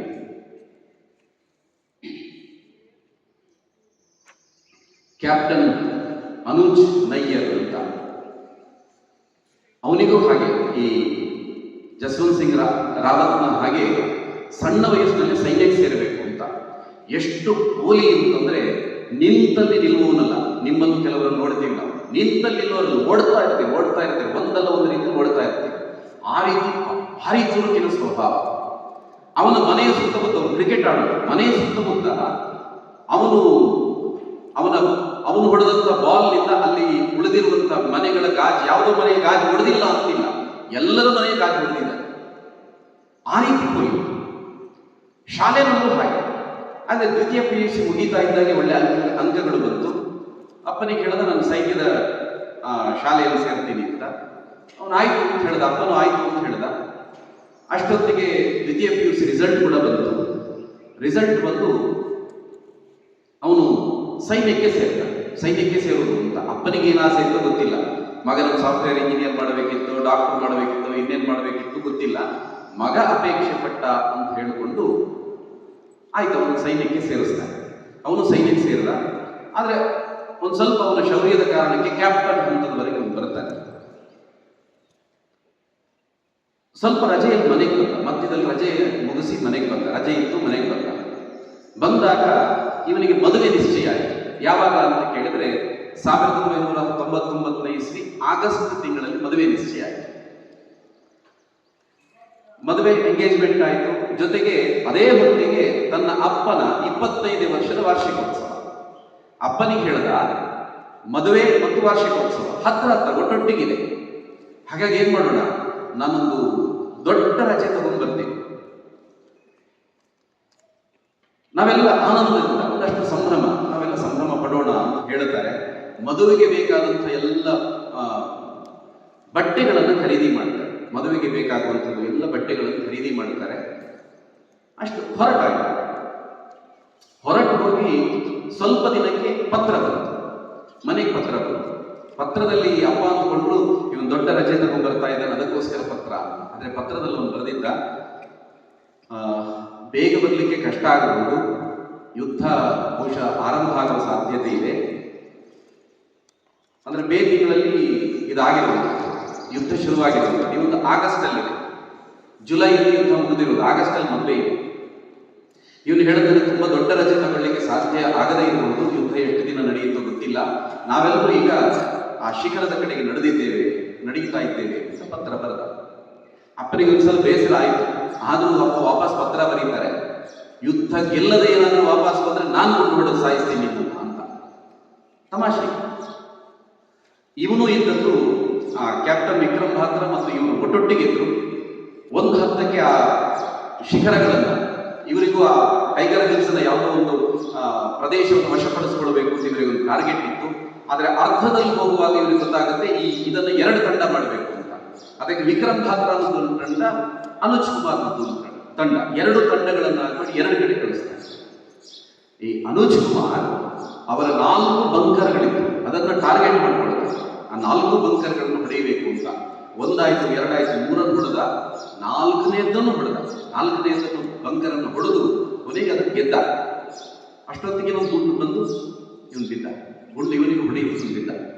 ಇನ್ನೊಂದು ಕಡೆಯಲ್ಲಿ ವಿಕ್ರಮ್ ಮಾತ್ರ ಅವನು ಅದಕ್ಕಿಂತ ಮೊದಲ ಒಂದು ಭಾರಿ ಒಂದು ವಿಶೇಷವಾದ ಪ್ರಸಿದ್ಧವಾದ ಘೋಷಣೆ, ಇಷ್ಟು ಒಂದೊಂದೇ ಶಿಖರವನ್ನು ವಶಪಡಿಸ್ಕೊಳ್ತಾ ಇದ್ದೀರಲ್ಲ, ಮುಂದೇನು ಅಂತ ಕೇಳಿದಾಗ ಅವನು ಹೇಳೋದು ದಿಲ್ ಮಾಂಗೆ ಮೋರ್ ಅಂತ.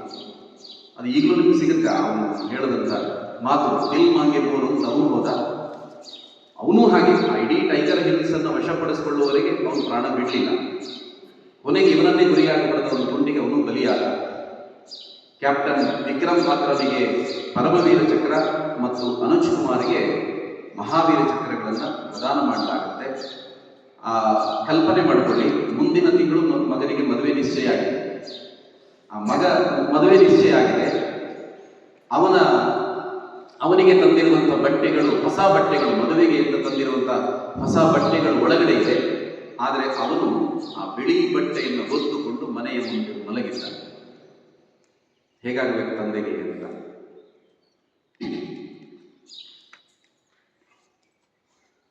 ಈ ಸಂದರ್ಭದಲ್ಲಿ ನಾನಾಗಲೇ ಹೇಳಿದೆ, ಕಾರ್ಗಿಲ್ ಯುದ್ಧ ತುಂಬಾ ದೊಡ್ಡ ಯುದ್ಧ ಅಂತಲ್ಲ, ಆದರೆ ಇಡೀ ಭಾರತೀಯರನ್ನು ಒಂದು ಮಾಡಿದಂಥ ಯುದ್ಧ. ಆ ಸಂದರ್ಭದಲ್ಲಿ ಅಟಲ್ ಬಿಹಾರಿ ವಾಜಪೇಯಿ ಅವರು ಪ್ರಧಾನಮಂತ್ರಿ ಆಗಿರ್ತಾರೆ. ಅವರು ಇಡೀ ದೇಶಕ್ಕೆ ಕರೆ ಕೊಡ್ತಾರೆ, ನಾವೆಲ್ಲರೂ ಈಗ ಸೈನಿಕರು, ಒಟ್ಟು ಸೈನಿಕರಿಗೆ ಬೆಂಬಲ, ಯಾವುದಾದ್ರೂ ಒಂದು ರೀತಿಯಲ್ಲಿ ನಾವು ಬೆಂಬಲ ಕೊಡ್ಲಿಕ್ಕೋಸ್ಕರ, ಪ್ರೋತ್ಸಾಹ ಕೊಡ್ಲಿಕ್ಕೋಸ್ಕರ ನಮ್ಮನ್ನು ನಾವು ತೊಡಗಿಸಿಕೊಳ್ಬೇಕು. ಒಂದು ಕಡೆ ಯೋಧರು ಕೆಲವರು ಅಂಗವಿಕಲರಾಗ್ತಾರೆ, ಅವರ ಕಲ್ಯಾಣ ನಿಧಿಗೆ ನಾವು ಧನ ಸಹಾಯ ಮಾಡಬಹುದು, ಅಥವಾ ಯಾವುದೇ ರೀತಿಯಲ್ಲಾದರೂ ನಮ್ಮನ್ನು ನಾವು ತೊಡಗಿಸಿಕೊಳ್ಬೇಕು. ಮತ್ತು ಇದು ಯುದ್ಧದ ಪರಿಸ್ಥಿತಿ, ಹಾಗಾಗಿ ನಾವು ಸೈನಿಕರಲ್ಲದೇ ಇದ್ದರೂ ಕೂಡ ಮನೆಯಲ್ಲಿ ಇಟ್ಟುಕೊಂಡು ಪ್ರತಿಕ್ಷಣ ಸೈನಿಕರ ರೀತಿಯಲ್ಲಿ ನಮ್ಮ ಮನಸ್ಥಿತಿ ಇರಬೇಕು ಅನ್ನುವಂಥದ್ದನ್ನು ಹೇಳ್ತಾರೆ. ಅವರು ಒಂದು ಕಡೆ ಒಬ್ಬ ಗಾಯಾಳು ಸೈನಿಕ ಇದ್ದಾನೆ ಅಂತ ನೋಡ್ಲಿಕ್ಕೆ ಆಸ್ಪತ್ರೆಗೆ ಹೋಗ್ತಾರೆ. ಅವನು ಮಲಗಿದ್ದಲ್ಲಿ ಕಣ್ಣೀರು ಹಾಕ್ತಾನೆ. ವಾಜಪೇಯಿ ಕೇಳ್ತಾರೆ ಯಾಕೆ ಅಂತ. ಯಾಕೆ ಕಣ್ಣೀರು ಹಾಕೋದು, ನಿಮಗೇನು ಆಗಿಲ್ಲ ಅಂತ. ಅದಕ್ಕೆ ಅವನು ಹೇಳೋದು, ನನಗೇನು ಆಗಿದೆ ಅಂತ ನನ್ನ ಕಣ್ಣೀರಲ್ಲ, ನನ್ನ ದೇಶದ ಪ್ರಧಾನಿ ಬಂದಿದ್ದಾರಲ್ಲ, ಬಂದಾಗ ಒಂದು ಎದುರಿಟ್ಟು ನಿಂತು ಸೆಲ್ಯೂಟ್ ಕೊಡಿಲಿಕ್ಕೆ ನನಗೆ ಆಗ್ತಾ ಇಲ್ಲಲ್ಲ, ಅದಕ್ಕೆ ಕಣ್ಣೀರು ಹಾಕ್ತಾ ಇರೋದು ಅಂತ ಅವನು ಹೇಳೋದು. ಈ ಸಂದರ್ಭದಲ್ಲಿ ಇಡೀ ದೇಶದ ಜನ ಸೈನಿಕರ ಕಲ್ಯಾಣ ನಿಧಿಗೆ ಧನವನ್ನ ಬೇರೆ ಬೇರೆ ರೀತಿಯಲ್ಲಿ ಸಮರ್ಪಣೆ ಮಾಡ್ತಾರೆ. ಒಬ್ಬ ವ್ಯಕ್ತಿ ಕಡು ಜಿಪುಣ, ರಂಗರಾವ್ ವಿ ಪವಾರ್ ಅಂತ ಆತನ ಹೆಸರು. ಕಡು ಜಿಪುಣ. ಅವನಿಗೊಂದು ಗುರಿ ಇದೆ, ಏನು ಅಂತ ಕೇಳಿದ್ರೆ ಅವನಿಗೆ ಒಬ್ಬಳು ಮಗಳು. ಆ ಮಗಳ ಮದುವೆಯನ್ನು ಬಹಳ ವಿಜೃಂಭಣೆಯಿಂದ ಮಾಡಬೇಕು ಅಂತ ಒಂದೇ ಕನಸು ಅವನಿಗೆ ಜೀವನದಲ್ಲಿ.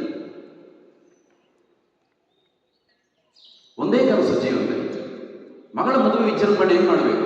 ಅದಕ್ಕೋಸ್ಕರ ಜಿಪುಣ ಅವನು ಏನು ಖರ್ಚು ಮಾಡೋದಿಲ್ಲ, ತಾನು ತಿನ್ನೋದಿಲ್ಲ. ಒಟ್ಟು ಒಂದು 5 ಲಕ್ಷ ರೂಪಾಯಿಗಳನ್ನು ಸಂಗ್ರಹ ಮಾಡಬೇಕು ಅಂತ 99ನೇ ಇಸ್ವಿಯಲ್ಲಿ. ಬಹಳ ದೊಡ್ಡ ಮೊತ್ತ. ಅದಕ್ಕೆಲ್ಲದನ್ನು ಎಲ್ಲಿ ಸಿಕ್ಕುತ್ತೋ ಅಲ್ಲಿ ಇದ್ದದ್ದನ್ನು ಕೂಡಿ 5 ಲಕ್ಷ ರೂಪಾಯಿ ಸಂಗ್ರಹ ಮಾಡ್ತಾರೆ.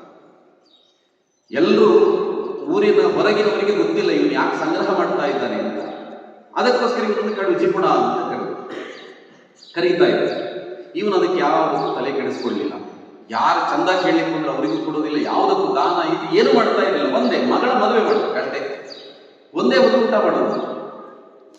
ಹೀಗಿದ್ದಂಥ ರಂಗರಾವ್ ಪವಾರ್ ಅಷ್ಟೊತ್ತಿಗೆ ವಾಜಪೇಯಿಯವರ ವಿಚಾರ ಹೇಳುತ್ತಾರೆ, ಈ ಸೈನಿಕರ, ಅಂಗವಿಕಲ ಸೈನಿಕರ ನಿಧಿಗೆ ನೀವೆಲ್ಲ ದೇಣಿಗೆ ಕೊಡಬೇಕು ಅಂತ ಹೇಳಿದಾಗ ಈ ರಂಗರಾವ್ ಪವಾರ್ ತನ್ನ ಮಗಳಿಗೆ ಅಂತ ಇಟ್ಟಿದ್ದಂಥ 5 ಲಕ್ಷ ರೂಪಾಯಿಗಳನ್ನು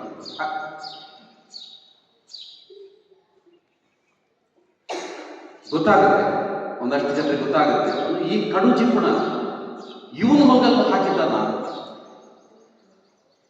ಪತ್ರಕರ್ತರು ಬಂದಿದ್ದು ಗೊತ್ತಾದ ತಕ್ಷಣ ರಂಗರಾವ್ ಪವಾರ್ ಹೇಳ್ತಾರೆ, ದಯವಿಟ್ಟು ಇದನ್ನ ಯಾವುದೇ ಪತ್ರಿಕೆಗಳಲ್ಲಿ ಬರಿಬೇಡಿ. ಇಷ್ಟು ದಿನ ನಾನು ಸ್ವಾರ್ಥಿಯಾಗಿದ್ದೆ, ನನಗೊಬ್ಬಳು ಮಗಳು, ಅವಳು ಮದುವೆ ಮಾಡೋದೇ ನನ್ನ ಜೀವನದ ಗುರಿ ಅಂತ ನಾನು ಅಂದ್ಕೊಂಡಿದ್ದೆ. ಈಗ ಯುದ್ಧ ಆಗ್ತಾ ಇರುವಾಗ ಅಲ್ಲೆಲ್ಲ ಇದ್ದಾರಲ್ಲ, ಅವರಿಗೂ ಅಪ್ಪ ಅಮ್ಮ ಹೆಂಡತಿ ಮಕ್ಕಳು ಎಲ್ಲರೂ ಇದ್ದಾರೆ, ಅವ್ರಿಗೆ ಅದೆಲ್ಲವೂ ಇದೆ. ಅವರು ನಮಗೋಸ್ಕರ ಕೈ ಕಾಲು ಪ್ರಾಣ ಎಲ್ಲ ಕಳ್ಕೊಳ್ತಾ ಇದ್ದಾರೆ ಅಂತಂದಾಗ ನಾನೊಬ್ಬ ಇಷ್ಟು ಸ್ವಾರ್ಥಿ ಆದರೆ ದೇವರು ಮೆಚ್ಚುತ್ತಾರೆ ನನ್ನನ್ನು. ಇದು ನಾನು ಮಾತ್ರ ಅಲ್ಲ, ಎಲ್ಲರೂ ಮಾಡಬೇಕಾಗಿರುವ ಕರ್ತವ್ಯ ಇದು. ಆದರೆ ದಯವಿಟ್ಟು ಎಲ್ಲೂ ಕೂಡ ಇದನ್ನು ಪತ್ರಿಕೆಯಲ್ಲಿ ಪ್ರಕಟ ಮಾಡಬೇಡಿ ಅಂತ ವಿನಂತಿ ಮಾಡಿಕೊಂಡು ಈ ರೀತಿಯ ಅನೇಕ ಘಟನೆಗಳು ಕಾರ್ಗಿಲ್ ಯುದ್ಧದ ಸಂದರ್ಭದಲ್ಲಿ ನಡೆಯುತ್ತೆ. ಅಂದರೆ ಸೈನಿಕರದ್ದು ಒಂದು ಭಾಗ, ಜನಸಾಮಾನ್ಯರು ಕೂಡ ಈ ರೀತಿ ಅವರ ಸ್ಪಂದನೆ ಇತ್ತು ಅನ್ನುವಂಥ ಸಂಗತಿ.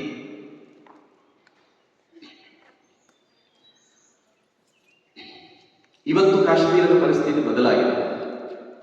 ಆದರೆ 2014ಕ್ಕಿಂತ ಮೊದಲು ಕಾಶ್ಮೀರದ ಪರಿಸ್ಥಿತಿ ಹೇಗಿತ್ತು ಅಂತ ಕೇಳಿದ್ರೆ, ಅಲ್ಲಿನ ಸೈನಿಕರು, ಕಾಶ್ಮೀರದಲ್ಲಿನ ಸೈನಿಕರು ಅವರು ಯಾವ ಪರಿಸ್ಥಿತಿಯಲ್ಲಿ ಬದುಕ್ತಾ ಇದ್ರು ಅಂತಂದ್ರೆ, ಅವರಿಗೆ ಇಲ್ಲಿ ಜನಸಾಮಾನ್ಯರು ಯಾರು, ಭಯೋತ್ಪಾದಕರು ಯಾರು ಒಂದು ಗೊತ್ತಾಗ್ತಿರ್ಲಿಲ್ಲ. ಎಲ್ಲರೂ ಉದ್ದನೆ ನಿಲುವಂಗಿ ಹಾಕೊಂಡಿದ್ದಾರೆ, ಉದ್ದನೆ ಗಡ್ಡ ಬಿಟ್ಟಿದ್ದಾರೆ. ಅದರಲ್ಲಿ ಯಾರು ಅಂತ ಗೊತ್ತಿಲ್ಲ. ಅವನು ನಿಲುವಂಗಿ ಒಳಗೆ ಬಂದೂಕಿದೆಯೋ ಅಥವಾ ಇವನು ಸಾಮಾನ್ಯ ಮನುಷ್ಯನು ಗೊತ್ತೇ ಇಲ್ಲ. ಇವರು ಸಾಮಾನ್ಯ ಮನುಷ್ಯ ಅಂತ ಹತ್ರ ಹೋದ್ರೆ ಅವನು ಹತ್ರ ಬಂದು ಡಮ್ ಅಂತ ಗುಂಡು ಹಾರಿಸಿಕೊಂಡು ಹೋಗ್ತಾ ಇದ್ದ ಮುಂದಕ್ಕೆ. ಈ ರೀತಿ ಜನರು ಯಾರು, ಭಯೋತ್ಪಾದಕರು ಯಾರು ಅಂತ ಗುರುತು ಮಾಡಲಿಕ್ಕೆ ಸಾಧ್ಯವಿಲ್ಲದಂತ ಪರಿಸ್ಥಿತಿ. ಇದು ಒಂದು ಭಾಗ. ಎರಡನೇದು, ಇವರಲ್ಲಿ ಕಾಶ್ಮೀರದ ಬೀದಿಯಲ್ಲಿ ನಡೀತಾ ಇದ್ದಾಗ ಒಂದು ಸಣ್ಣ ಹುಡುಗ ಬರ್ತಾನೆ, ಕಲ್ಲೆಸಿದ್ದಾನೆ. ಆ ಹುಡುಗ ಕಲ್ಲು ಎಸಿದ್ದಾನೆ, ಇವರು ಏನು ಮಾಡುವ ಹಾಗಿಲ್ಲ, ಒಬ್ಬ ಸಾಮಾನ್ಯ ಹುಡುಗ. ಈ ಕಲ್ಲು ಎಸೆಯಲಿಕ್ಕೋಸ್ಕರ ಒಂದಷ್ಟು ಹುಡುಗರಿಗೆ ಟ್ರೈನಿಂಗ್, ಸೈನಿಕರಿಗೆ ಕಲ್ಲು ಎಸೆಯಬೇಕು ಅಂತ. ಸಣ್ಣ ಮಕ್ಕಳಿಗೆ ಕಲ್ಲು ಎಸೆದಾಗ ಅವರಿಗೇನು ದಂಡನೆ ಕೊಡುವ ಹಾಗಿಲ್ಲ, ಶೂಟ್ ಮಾಡೋ ಹಾಗಿಲ್ಲ, ಏನು ಮಾಡುವ ಹಾಗಿಲ್ಲ. ಮಾಡಿದ್ರೆ ಇನ್ನೊಂದೇನು ಒಂದಷ್ಟು ಅವಾಂತರಗಳು. ಕೇವಲ ಕಲ್ಲು ಹೊಡೆಯೋದು ಮಾತ್ರ ಅಲ್ಲ, ಆ ರೀತಿ ಎಷ್ಟೋ ಜನ ಸೈನಿಕರು ಕಲ್ಲು ಹೊಡೆಸ್ಕೊಂಡಿದ್ದಾರೆ. ಅಷ್ಟು ಮಾತ್ರ ಅಲ್ಲ, ಒಬ್ಬ ಹುಡುಗ ಬರ್ತಾನೆ, ಸಣ್ಣ ಹುಡುಗ ಅಂತ ಹೇಳಿಕೊಂಡು ಸೈನಿಕ ಬಾಗಿದ, ಪುಟ್ಟ ಹುಡುಗ ಅಂತ ಹೇಳ್ಕೊಂಡೇನು, ಪುಟ್ಟ ಹುಡುಗ ಬಂದ, ಮುದ್ದಾಗಿದ್ದ ನೋಡ್ಲಿಕ್ಕೆ. ಅದಕ್ಕೆ ಅವನು ತಲೆನೇ ಒರೆಸಬೇಕು ಅಂತ ಏನು ಗೊತ್ತಿಲ್ಲ, ಅವನು ಬಾಗಿದ. ಈ ಹುಡುಗ ಬಾಯಿಯನ್ನು ಉಗುಳಿ ಬಿಟ್ಟ ಮುಖಕ್ಕೆ. ಹುಡುಗನಿಗೆ ಟ್ರೈನಿಂಗ್, ಸೈನಿಕ ಇದ್ದಾನೆ, ಅವನಿಗೆ ಉಗುಳಿ ಬಾ. ಉದ್ದೇಶ ಏನು? ಕಾಶ್ಮೀರದಿಂದ ಸೈನಿಕ ಒಬ್ಬನೂ ಇರಬಾರ್ದು, ಈ ಉದ್ದೇಶ. ಅಷ್ಟು ಮಾತ್ರ ಅಲ್ಲ, ಅವರು ಇಡೀ ದಿನ ನಿಂತುಕೊಂಡು ತಿರುಗುತ್ತಾ ಇರ್ತಾರೆ. ಅವರು ಕುಳಿತುಕೊಳ್ಳುವಂತಹ ಜಾಗದಲ್ಲಿ ಮಲಮೂತ್ರಗಳನ್ನು ಎಸೆಯುವುದು, ಕೂತ್ಕೋಬಾರದು. ಇಷ್ಟು ಹಿಂಸೆ ಕೊಡ್ತಾ ಇದ್ದಾರೆ. 2013ನೇ ಇಸ್ವಿಯಲ್ಲಿ ನಮ್ಮೊಬ್ಬ ಸೈನಿಕ ಹೇಮರಾಜ್ ಅಂತ ಅವನ ಹೆಸರು, ಅವನ ತಲೆ ಕಡಿದು ತಲೆಯನ್ನು ತಗೊಂಡು ಹೋದ್ರು ಪಾಕಿಸ್ತಾನಕ್ಕೆ. ತಲೆ ತಗೊಂಡು ಒಂದು 13 ವರ್ಷದ ಹಿಂದೆ. ನಾವ್ಯಾರು ಕೇಳಿಲ್ಲ. ಕೊನೆಗೇನಾಯಿತು? ಸರ್ಕಾರದ ಕಡೆಯಿಂದ ಅವನಿಗೆ, ಆಗ ಮನಮೋಹನ್ ಸಿಂಗ್ ಪ್ರಧಾನಮಂತ್ರಿ ಆಗಿದ್ರು, ಸರ್ಕಾರದ ಕಡೆಯಿಂದ ಹೇಮರಾಜನ ಪತ್ನಿಗೆ ಒಂದು ಚೆಕ್ ಬರುತ್ತೆ. ಒಂದೆಷ್ಟು ಮೊತ್ತದ ಚೆಕ್ ತಗೊಂಡು ಹೋಗಿ ಅವನ ಮನೆಗೆ ಹೋದ್ರು. ಹೇಮರಾಜನ ಪತ್ನಿಗೆ ಕೊಟ್ಟು ಆಕೆ ಹೇಳ್ತಾಳೆ, ನಿಮಗೆ ತಾಕತ್ತಿದ್ರೆ ನನ್ನ ಗಂಡನ ತಲೆ ತಂದು ಕೊಡಿ ಅಂತ. ಅದನ್ನು ಅವರು ಮುಖಕ್ಕೆ ಸಿಗ್ತಾರೆ. ಅಂದ್ರೆ ಸೈನಿಕರು, ತುಂಬಾ ಜನ ಹೇಳ್ತಾರೆ, ಯಾರು ಇಲ್ಲೆಲ್ಲ ರಾಜಕಾರಣಿಗಳು ತುಂಬಾ ಜನ ಹೇಳಿದ್ದಿದೆ, ಸೈನಿಕರು ಸೈನ್ಯಕ್ಕೆ ಸೇರೋದು ಸಂಬಳಕ್ಕೋಸ್ಕರ ಅಂತ ಹೇಳಿದವರಿದ್ದಾರೆ. ಅವರು ನಿಜಕ್ಕೂ ಸಂಬಳಕ್ಕೋಸ್ಕರ ಇರುವುದಾ ಅಂತ ಗೊತ್ತಾಗಬೇಕಿದ್ರೆ, ಹೌದು ಅಂತ ಗೊತ್ತಾಗಬೇಕಿದ್ರೆ ಒಂದು ಸಲ ಅವರಿದ್ದ ಜಾಗಕ್ಕೆ ಹೋಗಬೇಕು, ಅವರು ಹೇಗಿದ್ದಾರೆ ಅಂತ. ವಾಘಾ ಅಟ್ಟಾರಿ ಗಡಿ ಅಂತ ಇದೆ, ಭಾರತ ಮತ್ತು ಪಾಕಿಸ್ತಾನ. ಹೋಗಿದ್ದೀರಾ ಯಾರಾದ್ರು? ಅಲ್ಲಿ ಹೋದಾಗ ಅಲ್ಲೊಬ್ಬರು ಸೈನಿಕರನ್ನು ಮಾತಾಡಿಸಿದ್ರು. ಸರ್, ಮನೆಗೆ ಹೋಗಿದ್ರಾ ಅಂತ ಕೇಳಿದ್ರು.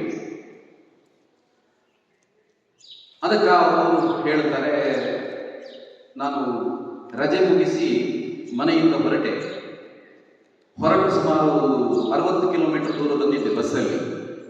ಅಂದರೆ 1 ಗಂಟೆ ಪ್ರಯಾಣ ಆಗಿತ್ತು ಸುಮಾರು. ಅಷ್ಟೊತ್ತಿಗೆ ಮನೆಯಿಂದ ಫೋನ್ ಬಂತು. ಏನು ಫೋನ್ ಅಂತ ಕೇಳಿದ್ರೆ, ಮಗಳು ಹುಟ್ಟಿದ್ದಾಳೆ ಅಂತ.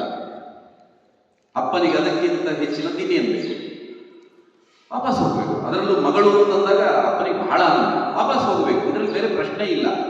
ಬ್ಯಾಗ್ ತಗೊಂಡು ಹೆಗಲಿಗೆ ಹಾಕೊಂಡು ಇನ್ನು ಬಸ್ಸಲ್ಲಿ ನಿಲ್ಲಿಸಿ, ಮುಂದಿನ ಸ್ಟಾಪಲ್ಲಿ ಬಸ್ ನಿಲ್ಲಿಸಿ ಇಳಿಯೋದು. ಇನ್ನು ಹೆಜ್ಜೆ ಇಳಿಬೇಕು ಅನ್ನುವಾಗ ಒಳಗಡೆ ಹೊರಟು ಪ್ರಜ್ಞೆ ಜಾಗೃತ, ಇಲ್ಲಿ ಹೊರಟಿದ್ದೆ. ದೇಶದ ಕೆಲಸಕ್ಕೆ ಅಂತ ಹೊರಟಿದ್ಯಾ, ಮಗಳು ಹುಟ್ಟಿದ್ದಾಳೆ ಎಂದಾಗ ಪಿತೃವಾತ್ಸಲ್ಯ ಜಾಗೃತ ಆಯಿತು ನಿಮಗೆ ಅಂತ ಒಳಗಡೆ ಚುಚ್ಚಲಿಕ್ಕೆ ಪ್ರಾರಂಭ ಆಯಿತು. ವಾಪಸ್ ಬಂದು ಬ್ಯಾಗನ್ನಲ್ಲೇ ಇಟ್ಟು ನನ್ನ ಪ್ರಯಾಣ ಮುಂದುವರಿಸಿದೆ. 1 ವರ್ಷ ಆಯಿತು.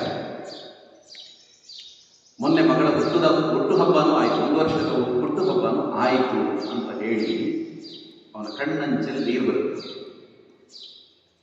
ಅರ್ಥ ಮಾಡ್ಕೊಳ್ಳಿ, ಮಗು ಹುಟ್ಟಿದೆ, ಅಪ್ಪ ಇನ್ನೂ ಮಗುವನ್ನು ನೋಡಿ, ಮಗುವಿನ ಮುಖ ನೋಡಿ. ಆ ಮಗು ಬಂದು ಮಗುವಿಗೆ ಅಪ್ಪನ ಪರಿಚಯ ಆದಾಗ ಅದಕ್ಕೆ ಇನ್ನು ಹಲ್ಲು ಹುಟ್ಟಿರುವುದಿಲ್ಲ, ಅದು ಬೊಚ್ಚು ಬಾಯರಿಸಿ ನಗುತ್ತೆ. ಅಪ್ಪನಿಗೆ ಅದು ಸ್ವರ್ಗ. ಈ ಸ್ವರ್ಗದಲ್ಲಿ ಅವನಿಗೆ ಪಾಲಿಲ್ಲ. ಅವನ ಹೆಂಡತಿ ಮಕ್ಕಳ ಸುಖ ಕಷ್ಟದಲ್ಲಿ ಅವನು ಭಾಗಿಯಲ್ಲ. ತಂದೆ ತಾಯಿಯರನ್ನ ಅವನು ಸಂತೈಸಲಿಕ್ಕೆ ಅವನವರ ಹತ್ತಿರದಲ್ಲಿ ಇಲ್ಲ. ಅವನು ಅಲ್ಲಿ ಯಾಕಿದ್ದಾನೆ ಅಂತ ಕೇಳಿದ್ರೆ ಸಂಬಳಕ್ಕಲ್ಲ. ನಾವೆಲ್ಲರೂ ನಮ್ಮ ಅಪ್ಪ ಅಮ್ಮನೊಟ್ಟಿಗೆ ಹೆಂಡತಿ ಮಕ್ಕಳೊಟ್ಟಿಗೆ ಸುಖವಾಗಿದ್ದೀವಿ ಅಂತಂದ್ರೆ ಅವನು ಆ ತ್ಯಾಗ ಮಾಡಿದ ಕಾರಣಕ್ಕೋಸ್ಕರ, ಅವನು ತನ್ನ ಹೆಂಡತಿ ಮಕ್ಕಳನ್ನ ಅಪ್ಪ ಅಮ್ಮನ ಬಿಟ್ಟ ಕಾರಣಕ್ಕೋಸ್ಕರ ನಾವು ನಮ್ಮ ಅಪ್ಪ ಅಮ್ಮನೊಟ್ಟಿಗೆ ಇದ್ದೇವೆ. ಈ ಕೃತಜ್ಞತೆ ನಮಗೆ ಯಾವತ್ತಿಗೂ ಇರಬೇಕು ಸೈನಿಕರ ಬಗ್ಗೆ. ಅರುಣಾಚಲ ಪ್ರದೇಶ ಅಂತಂದ್ರೆ ಒಂದು ಬೆಟ್ಟ, ಈ ಕಡೆ ಮತ್ತೊಂದು ಬೆಟ್ಟ, ಈ ಬೆಟ್ಟದಿಂದ ಆ ಬೆಟ್ಟಕ್ಕೆ ಕನೆಕ್ಷನ್, ಅಂದ್ರೆ ಆ ರೀತಿ ರಸ್ತೆಗಳನ್ನು ಮಾಡಿರ್ತಾರೆ. ಬೆಟ್ಟದ ಅಂಚಿನಲ್ಲಿ ಕೊರೆದಿರುವಂತಹ ರಸ್ತೆಗಳು, ಸಣ್ಣ ಅಗಲಗಿರಿದಾದ ರಸ್ತೆಗಳು. ಇತ್ತೀಚೆಗೆ ಸ್ವಲ್ಪ ನಾನು 2016ನೇ ಇಸ್ವಿಯಲ್ಲಿ ಹೋಗಿರೋದು, ಈಗ ಇನ್ನೂ ಸ್ವಲ್ಪ ಸುಧಾರಿಸಿದೆ ಅಂತ ಕೇಳಿದ್ದೇನೆ. ರಸ್ತೆಗಳ ಪರಿಸ್ಥಿತಿ ಹೇಗಿತ್ತು ಅಂತ ಕೇಳಿದ್ರೆ, ಆ ರಸ್ತೆಗಳಲ್ಲಿ ಚಲಿಸಬೇಕು ಅಂತಿದ್ರೆ ನಾವು ಯಾರು ಎಷ್ಟೇ ಎಕ್ಸ್ಪರ್ಟ್ ಡ್ರೈವರ್ಗಳಾದರೂ ನಮಗಲ್ಲಿ ವಾಹನ ಡ್ರೈವ್ ಮಾಡ್ಲಿಕ್ಕೆ ಆಗೋದಿಲ್ಲ. ಅಲ್ಲಿ 4 ವೀಲ್ ಡ್ರೈವ್ ವಾಹನಗಳು ಬೇಕು ಮತ್ತು ಅವರ ಡ್ರೈವರೇ ಆಗಬೇಕು, ಅಲ್ಲಿನ ಡ್ರೈವರ್ಗಳೇ ಆಗಬೇಕು. ನಾವಲ್ಲಿ ಹೋಗಿದ್ದು ಯಾಕೆ ಅಂತ ಕೇಳಿದ್ರೆ, ಒಂದು ತವಾಂಗ್ ಯಾತ್ರಾ ಅಂತ ಮಾಡ್ತಾರೆ. ಭಾರತ ಮತ್ತು ಟಿಬೆಟ್ ಸಹಯೋಗ ಮಂಚ್ ಅಂತ, ಭಾರತ ಟಿಬೆಟ್ ಸಹಯೋಗ ಮಂಚ್ ಅಂತ ಒಂದು ಯಾತ್ರೆ ಪ್ರತಿ ವರ್ಷ ಮಾಡ್ತಾರೆ. ಅದರ ಉದ್ದೇಶ ಏನು ಅಂತ ಕೇಳಿದ್ರೆ, ಟಿಬೆಟ್ಟಿನ ಬಹಳಷ್ಟು ಜಾಗವನ್ನು, ಆ ಪ್ರದೇಶವನ್ನ ಚೀನಾ ಆಕ್ರಮಣ ಮಾಡಿದೆ. ಆ ಆಕ್ರಮಣ ಮಾಡಿರುವಂತಹ ಜಾಗವನ್ನು ವಾಪಸ್ ಟಿಬೆಟ್ಟಿಗೆ ಕೊಡಿಸ್ಬೇಕು, ಅದಕ್ಕೋಸ್ಕರ ಒಂದಷ್ಟು ಪ್ರತಿ ವರ್ಷದ ಒಂದು ಕಾರ್ಯ. ಆ ದೃಷ್ಟಿಯಿಂದ ನಾವು ಹೋಗಿದ್ದು ಇಲ್ಲಿ ಸಮುದ್ರ ಮಟ್ಟದಿಂದ. ಸಮುದ್ರ ಮಟ್ಟ ಅಂದ್ರೆ 0, ಬೇಡವಾಗ್ತಾರೆ ಸೌಂಡ್ ಜಾಸ್ತಿ ಬರುತ್ತೆ. 0 ಮಟ್ಟದಿಂದ ಹೋಗಿರುವಂಥದ್ದು ನಾವು. ಅಲ್ಲಿ ನಾವು ಹೋಗಿದ್ದು ಎಷ್ಟು ಎತ್ತರ ಅಂತ ಕೇಳಿದ್ರೆ, ಮೊದಲು ನಮ್ಮನ್ನ ತವಾಂಗ್ ಅನ್ನುವಂಥ ಒಂದು ಪ್ರದೇಶಕ್ಕೆ ಕರ್ಕೊಂಡು ಹೋಗ್ತಾರೆ. ತವಾಂಗ್ ಅಂತಂದ್ರೆ ಯಾರ ಹತ್ರ ಮೊಬೈಲ್ ಇದೆಯೋ ಅವರೆಲ್ಲ ಒಂದು ಸ್ವಲ್ಪ ಸುಮ್ಮನೆ ಸರ್ಚ್ ಮಾಡಿ ನೋಡಿ, ತವಾಂಗ್ ಅಂತ ಹಾಕಿ ಅಲ್ಲಿ ಬರುವಂತ ದೃಶ್ಯಗಳನ್ನು ನೋಡಿ. ನಿಮಗೆ ಮತ್ತೆ ಸ್ವಿಟ್ಜರ್ಲ್ಯಾಂಡಿಗೆ ಹೋಗಬೇಕು ಅಂತ ಅನಿಸೋದೇ ಇಲ್ಲ, ಅಷ್ಟು ಸುಂದರವಾದಂಥ ಪ್ರದೇಶ ತವಾಂಗ್ ಅಂತ. TAWANG ತವಾಂಗ್ ಅರುಣಾಚಲ ಪ್ರದೇಶದಲ್ಲಿ ಇರುತ್ತೆ. ಬಹಳ ಸುಂದರವಾದಂಥ ಪ್ರದೇಶ. ಆದ್ರೆ ಎಷ್ಟು ಎತ್ತರ ಅಂತ ಕೇಳಿದ್ರೆ 10,000 ಅಡಿಗಳಷ್ಟು ಎತ್ತರ, 10,000 ಫೀಟ್ ಎತ್ತರದಲ್ಲಿ. ನಾವು ಹೋಗಿದ್ದು 0 ಸಮುದ್ರ ಮಟ್ಟದಿಂದ. ಈ 10,000 ಅಡಿಗಳಷ್ಟು ಎತ್ತರಕ್ಕೆ ಹೋಗುವಷ್ಟರಲ್ಲಿ ನಮಗೆ ಏದುಸಿರು ಬರಲಿಕ್ಕೆ ಶುರುವಾಗುತ್ತೆ. ಯಾಕೆ ಅಂತಂದ್ರೆ ಅಷ್ಟು ಆಕ್ಸಿಜನ್ ಅಲ್ಲಿಲ್ಲ, ಆಕ್ಸಿಜನ್ ಪ್ರಮಾಣ ಕಡಿಮೆ. ನೀವು ಮೇಲಕ್ಕೆ ಹೋದಷ್ಟು ಆಮ್ಲಜನಕದ ಪ್ರಮಾಣ ಕಡಿಮೆ ಆಗುತ್ತೆ, ನಮಗೆ ಸಹಜವಾಗಿ ಉಸಿರಾಟ ಮಾಡಲಿಕ್ಕೆ ಸಾಧ್ಯ ಆಗುತ್ತೆ. ಆದರೆ ನಮಗೆ ಹೋಗ್ಲಿಕ್ಕಿದ್ದದ್ದು ಅಲ್ಲಿಗೆ ಮಾತ್ರ ಅಲ್ಲ, ಅಲ್ಲಿಂದ ಮತ್ತೆ ಪುನಃ 6,000 ಅಡಿಗಳಷ್ಟು ಎತ್ತರಕ್ಕೆ ಹೋಗಬೇಕು. ಈಗ 10,000 ಅಡಿಗಳಷ್ಟು ಎತ್ತರಕ್ಕೆ ಹೋಗಿದ್ದೇವೆ, ತವಾಂಗ್ನಲ್ಲಿದ್ದೇವೆ. ಅಲ್ಲಿ 1-2 ದಿನ ನಾವು ಇರಬೇಕು. ಯಾಕೆ ಅಂತಂದ್ರೆ ಅಲ್ಲಿ ನಾವು ಹೇಳುತ್ತಾರೆ, ನೀವು ಒಂದೇ ಸಲಕ್ಕೆ 16,000 ಅಡಿಗಳಷ್ಟು ಎತ್ತರಕ್ಕೆ ಹೋದ್ರೆ ಮತ್ತೆ ಸೀದಾ ಮೇಲಕ್ಕೆ, ಮತ್ತೆ ಕೆಳಗೆ ಬರ್ಲಿಕ್ಕಿಲ್ಲ. ಅದಕ್ಕೇನ್ ಮಾಡಬೇಕು, ನಮ್ಮ ಬುದ್ಧಿ ಮನಸ್ಸು ಎಲ್ಲವೂ ಒಂದ್ಸಲ ಈ ವಾತಾವರಣಕ್ಕೆ ಹೊಂದಾಣಿಕೆ ಆಗಬೇಕು. ಅದಕ್ಕೆ 0ದಿಂದ 10,000ದವರೆಗೆ ಒಂದ್ಸಲ ಕರ್ಕೊಂಡು ಹೋಗುವಾಗ ಇದರ ಮಧ್ಯೆ ಸಿಗೋದು ಸೇಲಾ ಪಾಸ್ ಮತ್ತು ನಾವು ಉಳಿದತ್ತೆಲ್ಲ ಹೇಳಿದ್ವಲ್ಲ, ಜಸ್ವಂತ್ ಸಿಂಗ್ ರಾವತ್ನ ಎಲ್ಲ ಕಥೆಗಳು, ಅದೆಲ್ಲ ನಡೆಯುವುದು ಇಲ್ಲಿಂದ ಅಲ್ಲಿ ಹೋಗುವ ಮಧ್ಯದಲ್ಲಿ ಸಿಗುತ್ತೆ. ಎಲ್ಲ ಜಾಗಗಳು ತವಾಂಗಿಗಿಂತ ಮೊದಲೇ ಸಿಗುತ್ತೆ. ತವಾಂಗ್ ಅಲ್ಲಿಂದ ವಾಪಸ್ ಹೋಗೋದಕ್ಕೆ ಮನಸ್ಸಾಗೋದಿಲ್ಲ. ಅಲ್ಲೊಂದು ಬೋರ್ಡ್ ಇದೆ 0% ಪೊಲ್ಯೂಷನ್ ಅಂತ. ಹಾಗಾದ್ರೆ ಕಲ್ಪನೆ ಮಾಡ್ಕೊಳ್ಳಿ ಎಷ್ಟು ಸುಂದರವಾಗಿರ್ಬೇಕಪ್ಪ ದೃಶ್ಯ. ಅಲ್ಲಿ 2 ದಿವಸಗಳ ಕಾಲ ಅಲ್ಲಿ ಓಡಾಟ ಮಾಡಿದ್ವಿ. ಮರು ದಿವಸ ನಾವು ಅಲ್ಲಿಂದ ಮತ್ತೆ 6,000 ಅಡಿಗಳಷ್ಟು ಎತ್ತರಕ್ಕೆ ಹೋಗ್ಬೇಕು. ಆ ಜಾಗಕ್ಕೆ ಬುಮ್ಲಾ ಪಾಸ್ ಅಂತ ಹೆಸರು. ಅದಕ್ಕೆ ಮತ್ತೆ ವಾಹನ ಸಿದ್ಧ ಆಯಿತು. ಅಲ್ಲಿಂದ ನಮ್ಮ ವಾಹನಗಳು ಹೊರಡುವಾಗ ಮೊದಲೇ ಹೇಳಿದ್ದಾರೆ, ಎಲ್ಲವೂ -2 ಮತ್ತು -2ಕ್ಕಿಂತ ಕೆಳಗಿರುತ್ತದೆ. -3, -4 ಈ ವಾತಾವರಣ ಇರ್ತದೆ. ನಾನು -15 ಅಂದ್ರೆ ಹೇಳಿದೆ ನಾನು ಆಗಲಿ. ಈಗ -2, -3 ನಾವು ಇದ್ವಿ. ನಾವೆಷ್ಟು ಬಟ್ಟೆ ಹಾಕೋಬೇಕು ಅಂತ ಕೇಳಿದ್ರೆ ಒಂದು 6-7 ಬಟ್ಟೆಗಳು, ಅದ್ರ ಮೇಲೆ ಒಂದು ದಪ್ಪದ್ದೊಂದು ಮೇಲೆ ಹಾಕೊಳ್ಳೋದು. ಕೈಗೆ ಗ್ಲೌಸು, ಕಾಲಿಗೆ ಅದು ಶೂ ಹಾಕದೆ, ಸಾಮಾನ್ಯ ಚಪ್ಪಲಿ ಹಾಕದೆ ಸಾಧ್ಯ ಇಲ್ಲ. ಆ ರೀತಿಯೆಲ್ಲ ನಾವು ಹೋದ್ವಿ. ಹೋಗುವಾಗ ಆ ಎತ್ತರದ ಪರ್ವತ ಪ್ರದೇಶದ ಅಂಚಿನಲ್ಲಿ ನಮ್ಮ ಎದುರುಗಡೆ ಒಂದು ಜೀಪ್ ಸಾಗ್ತಾ ಇದೆ. ಹೋಗುವಾಗ ಅದರ ಟೈರ್ನ ಅಡಿಯಲ್ಲಿ ಒಂದು ಕಲ್ಲು ಬೀಳುತ್ತದೆ. ಹೀಗೆ ಬೀಳುವಾಗ ಅದು ಪ್ರಪಾತಕ್ಕೆ ಬೀಳೋದಿದೆಯಲ್ಲ, ಅದನ್ನು ನೋಡೋದಕ್ಕೆ 8 ಎದೆ ಬೇಕು. ಅದು ಬೀಳುವಾಗಲೇ ಭಯ ಆಗುತ್ತೆ. ಅದರ ಪ್ರದೇಶ ಆಗಿದೆ ಅಂತ. ಇಲ್ಲಿಂದ ಅಲ್ಲಿಗೆ ಹೋಗ್ತೀವಿ. ಹೋಗುವಾಗ ದೂರದಲ್ಲಿ ಹಿಮಾಲಯ ಕಾಣ್ತಾ ಇದೆ. ಹಿಮಾಲಯ ಎಲ್ಲ ದೂರದಲ್ಲಿ ಕಾಣ್ತಾ ಇದೆ. ನಾವಲ್ಲಿ ಹೋಗಿ ನಿಂತು ವಾಹನದಿಂದ ಕೆಳಗಿಳಿಯುವಾಗ ಮತ್ತೆ ತರಗೊಡ್ಲಿಕ್ಕೆ ಪ್ರಾರಂಭ. ಅಲ್ಲೆಲ್ಲ ಸೇನೆಯ ಶಿಬಿರಗಳಿವೆ. ನಾವೆಲ್ಲ ಬಕೆಟ್ಗಳಲ್ಲಿ ಇಟ್ಟಿದ್ದಾರೆ, ಯಾವುದರಲ್ಲೂ ನೀರಿಲ್ಲ, ಎಲ್ಲ ಮಂಜುಗಡ್ಡೆ, ಐಸ್ ಆಗಿದೆ ಎಲ್ಲವೂ ಕೂಡ. ಅಲ್ಲೊಬ್ರು ಮೇಜರ್ ರ್ಯಾಂಕಿನ ಅಧಿಕಾರಿ ನಮ್ಮನ್ನ ಕೊಠಡಿಯೊಳಗೆ ಕರ್ಕೊಂಡು ಹೋಗ್ತಾರೆ. ಒಂದು ಹಾಲ್ ತರ ಇದೆ, ಅದರೊಳಗೆ ಕರ್ಕೊಂಡು ಹೋಗ್ತಾರೆ. ಕರ್ಕೊಂಡು ಹೋಗಿ ಒಂದಷ್ಟು ವಿವರಗಳನ್ನು ಹೇಳ್ತಾರೆ. ನೋಡಿ, ಇಲ್ಲಿಂದ 150 ಮೀಟರ್, ಇಲ್ಲಿಂದ ಅಲ್ಲಿಗೆ ಅಷ್ಟೇ 150 ಮೀಟರ್ ದಾಟಿದ್ರೆ ಅದು ಚೀನಾ. ಚೀನಾ ಅಂದ್ರೆ ನಿಜಕ್ಕೂ ಟಿಬೆಟ್, ಅದು ಈಗ ಚೀನಾದ ಕೈಯಲ್ಲಿ. ನಾವೇನ್ ಮಾಡಬೇಕು, ಇಲ್ಲಿಂದ ನಡ್ಕೊಂಡು ಹೋಗಿ ಅಲ್ಲಿವರೆಗೆ ಹೋಗಿ ಬರ್ಬೇಕು. ನಮ್ದು ಅದೊಂದು ಸಂಕಲ್ಪ ಯಾತ್ರೆ ಆಗಿದ್ದರಿಂದ ಇದು ಮತ್ತೆ ಟಿಬೆಟಿಗೆ ಸೇರಬೇಕು. ಈ ರೀತಿ ಸಂಕಲ್ಪ ಮಾಡಿ ವಾಪಸ್ ಬನ್ನಿ. ಕಂಡೀಷನ್ ಇದೆ, 2 ಕಂಡೀಷನ್. ಏನು ಅಂತಂದ್ರೆ, ನೀವು ನಿಧಾನವಾಗಿ ಹೆಜ್ಜೆ ಹಾಕಬೇಕು, 3 ಸೆಕೆಂಡಿಗೆ ಒಂದು ಹೆಜ್ಜೆ. ಮತ್ತೆ ಪ್ರಾಕ್ಟೀಸ್ ಮಾಡಿ ಎಷ್ಟು ನಿಧಾನ. ಸುಮ್ಮನೆ ಇದಕ್ಕೆ ಹೇಳ್ತಾ ಇದ್ದೀನಿ, ಕಲ್ಪನೆಗೆ. 3 ಸೆಕೆಂಡಿಗೆ ಒಂದು ಹೆಜ್ಜೆ. ಯಾಕೆ ಅಷ್ಟು ನಿಧಾನ ನಡೆಯಬೇಕು ಅಂತಂದ್ರೆ, ನೀವು ಇಲ್ಲಿ ಸಹಜವಾಗಿ ನಿಧಾನ ಅಂತ ನಡೆಯುತ್ತೀರಲ್ಲ, ಅಷ್ಟು ನಿಧಾನವಾಗಿ ನಡೆದ್ರು ನಿಮಗೆ ಏನು ಉಸಿರು ಬರುತ್ತದೆ, ಆಕ್ಸಿಜನ್ ಅಷ್ಟಿಲ್ಲ. ಮತ್ತು ಯಾರು ಮಾತನಾಡಿದಾಗ ಹೆಚ್ಚು ಆಕ್ಸಿಜನ್ ಬೇಕು, ಅಷ್ಟು ಆಕ್ಸಿಜನ್ ಇಲ್ಲ. ಹಾಗಾಗಿ ಅಲ್ಲಿ ಹೋಗಬೇಕು, ವಾಪಸ್ ಬರಬೇಕು, ಫೋಟೋ ತೆಗೆಯೋದು ಇತ್ಯಾದಿ ಯಾವುದು ಮಾಡಬಾರ್ದು.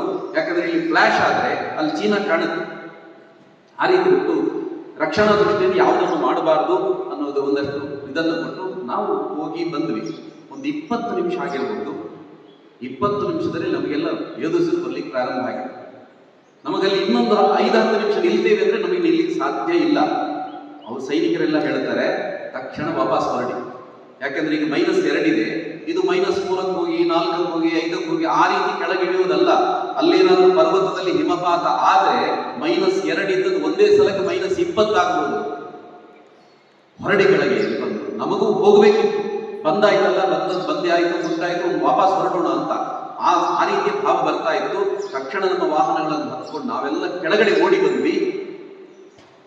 ಆ ಸೈನಿಕ ಬರಲಿಲ್ಲ. ನಮಗಿಂತ ಮೊದಲು ಅವನು ಅಲ್ಲೇ ಇದ್ದ, ನಾವು ಬಂದ ನಂತರ ಅವನು ಅಲ್ಲೇ ಇದ್ದಾನೆ, ಅವನು ಈಗಲೂ ಅಲ್ಲೇ ಇದ್ದಾನೆ, ನಾಳೆನೂ ಅಲ್ಲೇ ಇದ್ದಾನೆ. ನಮಗೆ 20 ನಿಮಿಷ ಇರಲಿಕ್ಕೆ ಸಾಧ್ಯವಿಲ್ಲದಂತಹ ಪರಿಸ್ಥಿತಿಯಲ್ಲಿ ಒಬ್ಬ ಸೈನಿಕ ಅಲ್ಲಿ ನಮ್ಮ ದೇಶವನ್ನು ರಕ್ಷಣೆ ಮಾಡ್ತಾ ಇದ್ದಾನೆ ಅಂತಂದ್ರೆ, ಅದು ಸಂಬಳಕ್ಕೆ ಅಂತ ಹೇಳುವವರಿಗೆ ನಾವೇನ್ ಮಾಡಬೇಕು?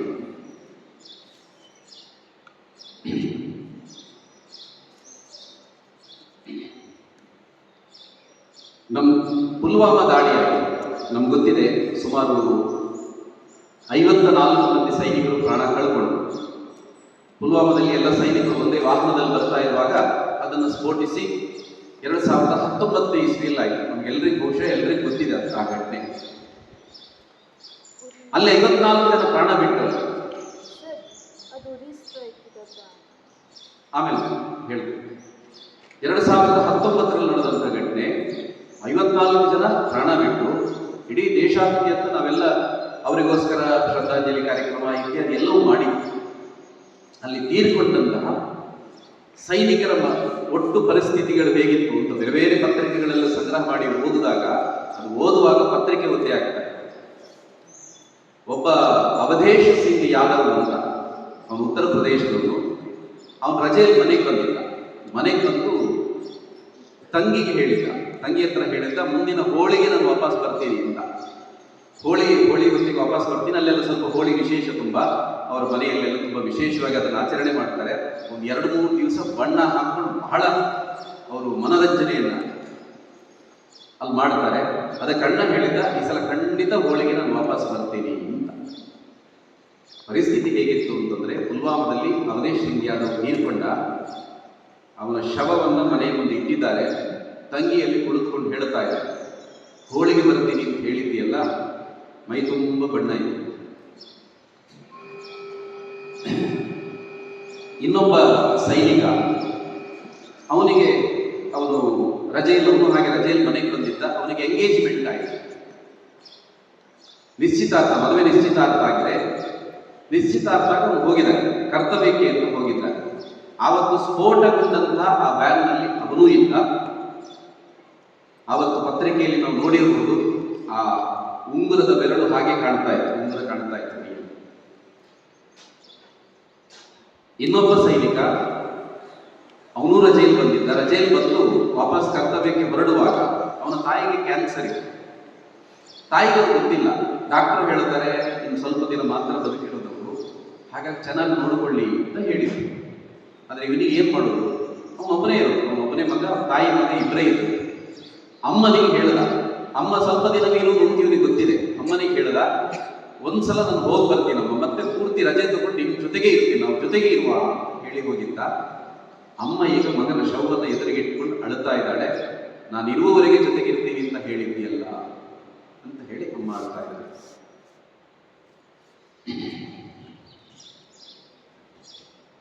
ಇನ್ನೊಬ್ಬ ಸೈನಿಕ, ನನಗೆ ಅವರ ಹೆಸರುಗಳು ನೆನಪಾಗ್ತಾ ಇಲ್ಲ. ಇನ್ನೊಬ್ಬ ಸೈನಿಕ ಅವನು ರಜೆಯಿಂದ ಹೊರಟ, ಮನೆಯಿಂದ ಹೊರಟ, ರಜೆ ಮುಗೀತವನು, ರಜೆಯಿಂದ ಹೊರಟವನು. ಹೊರಟು ಅವ್ರದ್ದೊಂದು ಬಾಡಿಗೆ ಮನೆ. ಹೊರಡುವಾಗ ಹೆಂಡತಿ ಬರ್ತಾಳೆ ಹೊರಗಡೆ ಬಂದು ಹೊಸ್ತಿಲಲ್ಲಿ ನಿಂತ್ಕೊಂಡು ಕೇಳ್ತಾಳೆ, ಎಷ್ಟು ದಿನ ಈ ಬಾಡಿಗೆ ಮನೆಯಲ್ಲಿ ಇರೋದು ಅಂತ. ಅದಕ್ಕೆ ಅವನು ಹೇಳ್ದ, ಏನೂ ಚಿಂತೆ ಮಾಡಬೇಡ, ಈ ಸಲ ಎಲ್ಲ ವ್ಯವಸ್ಥೆ ಮಾಡ್ಕೊಂಡು ಬರ್ತೀನಿ, ನಾವು ಹೊಸ ಮನೆ ಕಟ್ಟೋಣ ಅಂತ ಹೇಳಿದ್ದ. ಈಗ ಅವನ ಶವ ಆ ಬಾಡಿಗೆ ಮನೆಯ ಮುಂದೆ ಇತ್ತು. ಮತ್ತೊಬ್ಬ ಸೈನಿಕ, ಅವನು ಆ ವ್ಯಾನಿನ ಡ್ರೈವರ್ ಆಗಿದ್ದ, ಪಂಜಾಬ್ ಅವನು ವ್ಯಾನಿನ ಡ್ರೈವರ್ ಆಗಿದ್ದ. ಅವನು ತೀರ್ಕೊಂಡಂತ ಸುದ್ದಿ ಅವನ ಪತ್ನಿಗೆ ಗೊತ್ತಾಗಲ್ಲ. ಆಕೆ ಪರಿಸ್ಥಿತಿ ಹೇಗಿತ್ತು ಅಂತ ಕೇಳಿದ್ರೆ ಆಕೆ ತಕ್ಷಣ ಪ್ರಜ್ಞೆ ಹೋಯಿತು. ಗಂಡ ತೀರ್ಕೊಂಡ ಅಂತ ಗೊತ್ತಾದ ತಕ್ಷಣ ಪ್ರಜ್ಞೆ ಹೋಯಿತು. ಆಕೆನ ಆಸ್ಪತ್ರೆಗೆ ದಾಖಲು ಮಾಡ್ತಾರೆ. ಆಸ್ಪತ್ರೆಗೆ ತಕ್ಷಣ ಎಚ್ಚರ ಆಗುತ್ತೆ ಆಕೆ. ನನ್ನ ಗಂಡ ಬಂದ್ರ ಅಂತ ಕೇಳ್ತಾಳೆ. ಮತ್ತೆ ಪ್ರಜ್ಞೆ ಹೋಗುತ್ತೆ. ಹೀಗೆ 3 ದಿನ ಹೀಗೆ ಇತ್ತು ಆಕೆ. ಮತ್ತೊಂದು ದಿವಸ ಪ್ರಜ್ಞೆ ಬಂದು ನನ್ನ ಗಂಡ ಬಂದಿದ್ದಾರ ಅಂತ ಕಣ್ಣು ಬಿಟ್ಟು ನೋಡುವಾಗ ಮಕ್ಕಳು ಹತ್ರ ಇದ್ದಾರೆ. ಇನ್ನು ಮಕ್ಕಳ ಮುಂದೆ ನಾನು ಅಳಬಾರದು ಅಂತ ಮಕ್ಕಳನ್ನ ಅಪ್ಪಿಕೊಂಡು, ನೀವೇನ್ ಚಿಂತೆ ಮಾಡಬೇಡಿ, ಅಪ್ಪ ಬರ್ತಾರೆ ಅಂತ ಹೇಳ್ತಾ ಮತ್ತೆ ಹಾಗೆ ಪ್ರಜ್ಞೆ ತಪ್ಪಾಳೆ. ಹೀಗೆ ಒಬ್ಬ ಸೈನಿಕರ ಮನೆಯ ಪರಿಸ್ಥಿತಿಗಳು, ಕಥೆಗಳು ಬೇರೆ ಇತ್ತು, ಆದರೆ ಪರಿಸ್ಥಿತಿಗಳು ಒಂದೇ ರೀತಿ ಇರುತ್ತೆ. ಕೆಲವರು ಶ್ರೀಮಂತರು ಇರಬಹುದು, ಕೆಲವರು ಬಡವರು ಇರಬಹುದು, ಆದರೆ ಮನೆಯ ಪರಿಸ್ಥಿತಿ, ಭಾವನೆಗಳು ಹೀಗೆ ಇರುತ್ತೆ. ಇವರೆಲ್ಲರೂ ತಂದೆ, ತಾಯಿ, ಹೆಂಡತಿ, ಮಕ್ಕಳು ಇವರೆಲ್ಲರನ್ನು ಬಿಟ್ಟು ನಮ್ಮ ಕಾರ್ಯ, ನನ್ನ ಒಟ್ಟು ಜೀವನದ ಉದ್ದೇಶ ರಾಷ್ಟ್ರದ ಕೆಲಸ ಅಂತ ಹೋಗ್ಬಿಡ್ತಾರಲ್ಲ, ಅಲ್ಲಿಗೆ ಹೋಗ್ಬಿಡ್ತಾರಲ್ಲ, ಅವರಿಗೆ ನಾವು ಎಷ್ಟು ಕೃತಜ್ಞರಾಗಿರಬೇಕು ಅಂತ ನಾವು ಲೆಕ್ಕ ಹಾಕಬೇಕು. ಯಾವಾಗ ಪುಲ್ವಾಮಾ ದಾಳಿ ಆಯಿತು, ಹಿಂದಿನಿಂದ ಎಲ್ಲ 2014ರವರೆಗೆ ಒಂದು ಕಥೆ. ಆದರೆ ಯಾವಾಗ ಪುಲ್ವಾಮಾ ದಾಳಿ ಆಯಿತು, ದಾಳಿಯಾದ ನಂತರ ನಾವು ಯೋಚನೆ ಮಾಡಿದ್ವಿ, ಈಗ ಈ ಹಿಂದಿನ ರೀತಿ ನಡೆಯುವುದಿಲ್ಲ, ನಾವು ಪಾಕಿಸ್ತಾನದ ಮೇಲೆ ದಾಳಿ ಮಾಡ್ತೀವಿ ಅಂತ ನಮಗೆಲ್ಲ ಇತ್ತು. ಆದರೆ 1 ದಿವಸ ಆಯಿತು, 2 ದಿವಸ ಆಯಿತು, 10 ದಿವಸ ಆಯಿತು, 11 ದಿವಸ ಆಯಿತು, ನಮ್ಮ ಕಡೆಯಿಂದ ಏನು ಪ್ರತಿಕ್ರಿಯೆ ಇಲ್ಲ, ಏನೂ ಇಲ್ಲ. ಆದರೆ 12ನೇ ದಿವಸ ಆಗುವಾಗ ನಮ್ಮ ಕಡೆಯಿಂದ 2 ಯುದ್ಧ ನೆಲೆಗಳಿಂದ ವಿಮಾನಗಳು ಹಾರಾಡ್ತವೆ, ಇಲ್ಲಿಂದ ಹಾರ್ತವೆ. ನಮ್ಗೆ ಯಾರಿಗೂ ಗೊತ್ತಿಲ್ಲ 12 ದಿವಸ ಏನಾಗಿತ್ತು ಅಂತ ಕೇಳಿದ್ರೆ ಇಲ್ಲೆಲ್ಲ ಪ್ಲಾನ್ ನಡೆದಿತ್ತು. ಯಾರು ಪುಲ್ವಾಮಾ ದಾಳಿಗೆ 54 ಜನ ಸೈನಿಕರ ಸಾವಿಗೆ ಕಾರಣರಾಗಿದ್ರು ಅವರಷ್ಟೂ ಜನರನ್ನ, ಮತ್ತು ಅವರಿಗೆ ಒಟ್ಟು ಅವರ ಜೊತೆ ಇವತ್ತು ಅಷ್ಟೂ ಜನ ರಾಕ್ಷಸರನ್ನ ಸಂಹಾರ ಮಾಡಬೇಕು ಅಂತ ಪ್ಲಾನ್ ಸಿದ್ಧ ಆಗಿತ್ತು. 2 ಯುದ್ಧ ನೆಲೆಗಳಿಂದ ವಿಮಾನಗಳು ಹಾರಾಟ ಮಾಡುತ್ತವೆ. ಮಿರಾಜ್ 2000 ಮತ್ತು MiG-21 ಅನ್ನುವಂಥ ಯುದ್ಧ ವಿಮಾನಗಳನ್ನು ತಗೊಂಡು ನಮ್ಮ ಸೈನಿಕರು ಹೋಗ್ತಾರೆ. ಹೋಗಿ ಇವರು ಯಾರ ಪುಲ್ವಾಮಾ ದಾಳಿಗೆ ಕಾರಣರಾಗಿದ್ದಂತಹ ಟೆರರಿಸ್ಟ್ಗಳು ಯಾರಿದ್ರು ಅವರೆಲ್ಲ ಇರುವಂತಹ ಗುಂಪು ಸುಮಾರು 300ಕ್ಕೂ ಹೆಚ್ಚು ಜನ ಇದ್ರು. 300ಕ್ಕೂ ಹೆಚ್ಚು ಜನ ಭಯೋತ್ಪಾದಕರಿದ್ದಂತಹ ಜಾಗದಲ್ಲಿ ಬಾಂಬ್ ದಾಳಿ ನಡೆಸಿ ಕ್ಷಣ ಮಾತ್ರದಲ್ಲಿ ಅಷ್ಟೂ ಜನರನ್ನ ಸಂಹಾರ ಮಾಡಿ ವಾಪಸ್ ಬರ್ತಾರೆ. ಕೆಲವೇ ಕ್ಷಣದಲ್ಲಿ ನಡೆದು, ಕೆಲವೇ ಕ್ಷಣ. ಎಲ್ಲಿವರೆಗೆ ಎಷ್ಟು ವೇಗದಲ್ಲಿ ನಡೆಯಿತು ಅಂತಂದ್ರೆ, ಪಾಕಿಸ್ತಾನದ ಅಲ್ಲಿನ ರಕ್ಷಣಾ ಸಚಿವನಿಗೆ ಕೇಳ್ತಾರೆ, ಅವ್ರು ಇಷ್ಟೆಲ್ಲ ಮಾಡಿ ಹೋದ್ರಲ್ಲ, ನೀವೇನ್ ಮಾಡ್ತಾ ಇದ್ರಿ ಅಂತ. ಅವನು ಹೇಳ್ತಾನೆ, ಕತ್ತಲೆ ಇತ್ತು, ನಮ್ಗೆ ಗೊತ್ತಾಗ್ಲಿಲ್ಲ ಅಂತ. ಅಂದ್ರೆ ಎಷ್ಟು ವೇಗದಲ್ಲಿ ನಮ್ಮ ಕೆಲಸ ನಡೆದಿರಬೇಕು ಅಂತ ಯೋಚನೆ ಮಾಡಿ. ಅಷ್ಟು ವೇಗದಲ್ಲಿ ನಡೆದಿದೆ. ಇಡೀ ಜಗತ್ತಿನ ಮುಂದೆ ಪಾಕಿಸ್ತಾನಕ್ಕೆ ಅವಮಾನ ಆಯಿತು. ಅವಮಾನ ಆದಾಗ ನಮ್ದೆಲ್ಲ ಪ್ಲಾನ್ ಆಗಿತ್ತಿಲ್ಲಿ, 12 ದಿವಸಗಳ ಪ್ಲಾನ್ ಆಗಿತ್ತು. ಅಲ್ಲಿ ಪ್ಲಾನ್ ಇಲ್ಲ, ಮುಖಭಂಗ ಆಗಿದೆ. ಒಂದೇ ಸಲ ಯುದ್ಧಕ್ಕೆ ಬಂದರು. ಅವರ ಹತ್ರ ಇದ್ದದ್ದು F-16 ಅನ್ನುವಂಥ ಯುದ್ಧ ವಿಮಾನ. ಅದು ಹೊಸ ವಿಮಾನ, ಅಮೆರಿಕದಿಂದ ಬಂದಿರುವಂಥದ್ದು. ಅವ್ರು ಯುದ್ಧಕ್ಕೆ ಬಂದರು ತಕ್ಷಣಕ್ಕೆ ನಮ್ಮ ಹತ್ರ. ನಮ್ಮ ಹತ್ರ ಇದ್ದದ್ದು MiG-21, 50 ವರ್ಷ ಹಳೆಯದ್ದು, ರಷ್ಯಾದ 50 ವರ್ಷ ಹಳೆಯದು ಹೊಸ ವಿಮಾನ ಅಮೆರಿಕದ್ದು. ಇದು ಎರಡರ ನಡುವೆ ಯುದ್ಧ ಅಲ್ಲ. ನಮ್ಮ ಸೈನಿಕ ಹೇಳೋದು, ನಮಗೆ ಯುದ್ಧ ವಿಮಾನ ಯಾವುದೇ ಕೊಡಿ, ಎಷ್ಟೇ ಹಳೆಯದ್ದು ಕೊಡಿ, ನಮ್ಮ ಯೋಚನೆ ಸಂಕಲ್ಪ ಏನು ಅಂತ ಕೇಳಿದ್ರೆ ಒಂದೇ ಒಂದು ಇಂಚು ಭೂಮಿಯನ್ನ ಪಾಕಿಸ್ತಾನ ಕೊಡೋದಿಲ್ಲ. ಈ MiG-21 ಅನ್ನು ತಗೊಂಡು ನಮ್ಮ ಸೈನಿಕರು ಹೋದರು ಯುದ್ಧಕ್ಕೆ. ಅದರಲ್ಲಿ ನಮಗೆ ಅಭಿನಂದನ್ನ ಹೆಸರು ನೆನಪಿರಬಹುದು. ಈ ಅಭಿನಂದನ್ ಕೂಡ ಒಬ್ಬ. ಈ MiG-21 ನಿಂದಲೇ ಅಲ್ಲಿ F-16 ಒಂದು ಹೊಡೆದೋಯ್ತು, ಒಂದನ್ನು ಭಸ್ಮ ಆಯಿತು. ಆದ್ರೆ ಇನ್ನೊಂದಲ್ಲಿಂದ ಬಂದಂತ ಗುಂಡು ಈ ಅಭಿನಂದನ್ ಇದ್ದಂತ ವಿಮಾನಕ್ಕೆ ತಗುಲುತ್ತದೆ, ಹಿಂದುಗಡೆ ಬೆಂಕಿ ಹೊತ್ಕೊಳ್ಳುತ್ತದೆ. ಅಭಿನಂದನಿಗೆ ಗೊತ್ತಾಗುತ್ತೆ ಇದು ನಾನು ಇಲ್ಲಿಂದ ಇನ್ನು ಇದರಲ್ಲೇ ಇದ್ರೆ ಸಮಸ್ಯೆ ಆಗುತ್ತೆ ಅಂತ. ಅವನು ಪ್ಯಾರಾಚೂಟ್ ಸಹಾಯದಿಂದ ಅಲ್ಲಿಂದ ಕೆಳಗಿಳಿತಾನೆ. ಕೆಳಗಿಳಿದು ಭೂಮಿಗೆ ಬೀಳ್ತಾನೆ.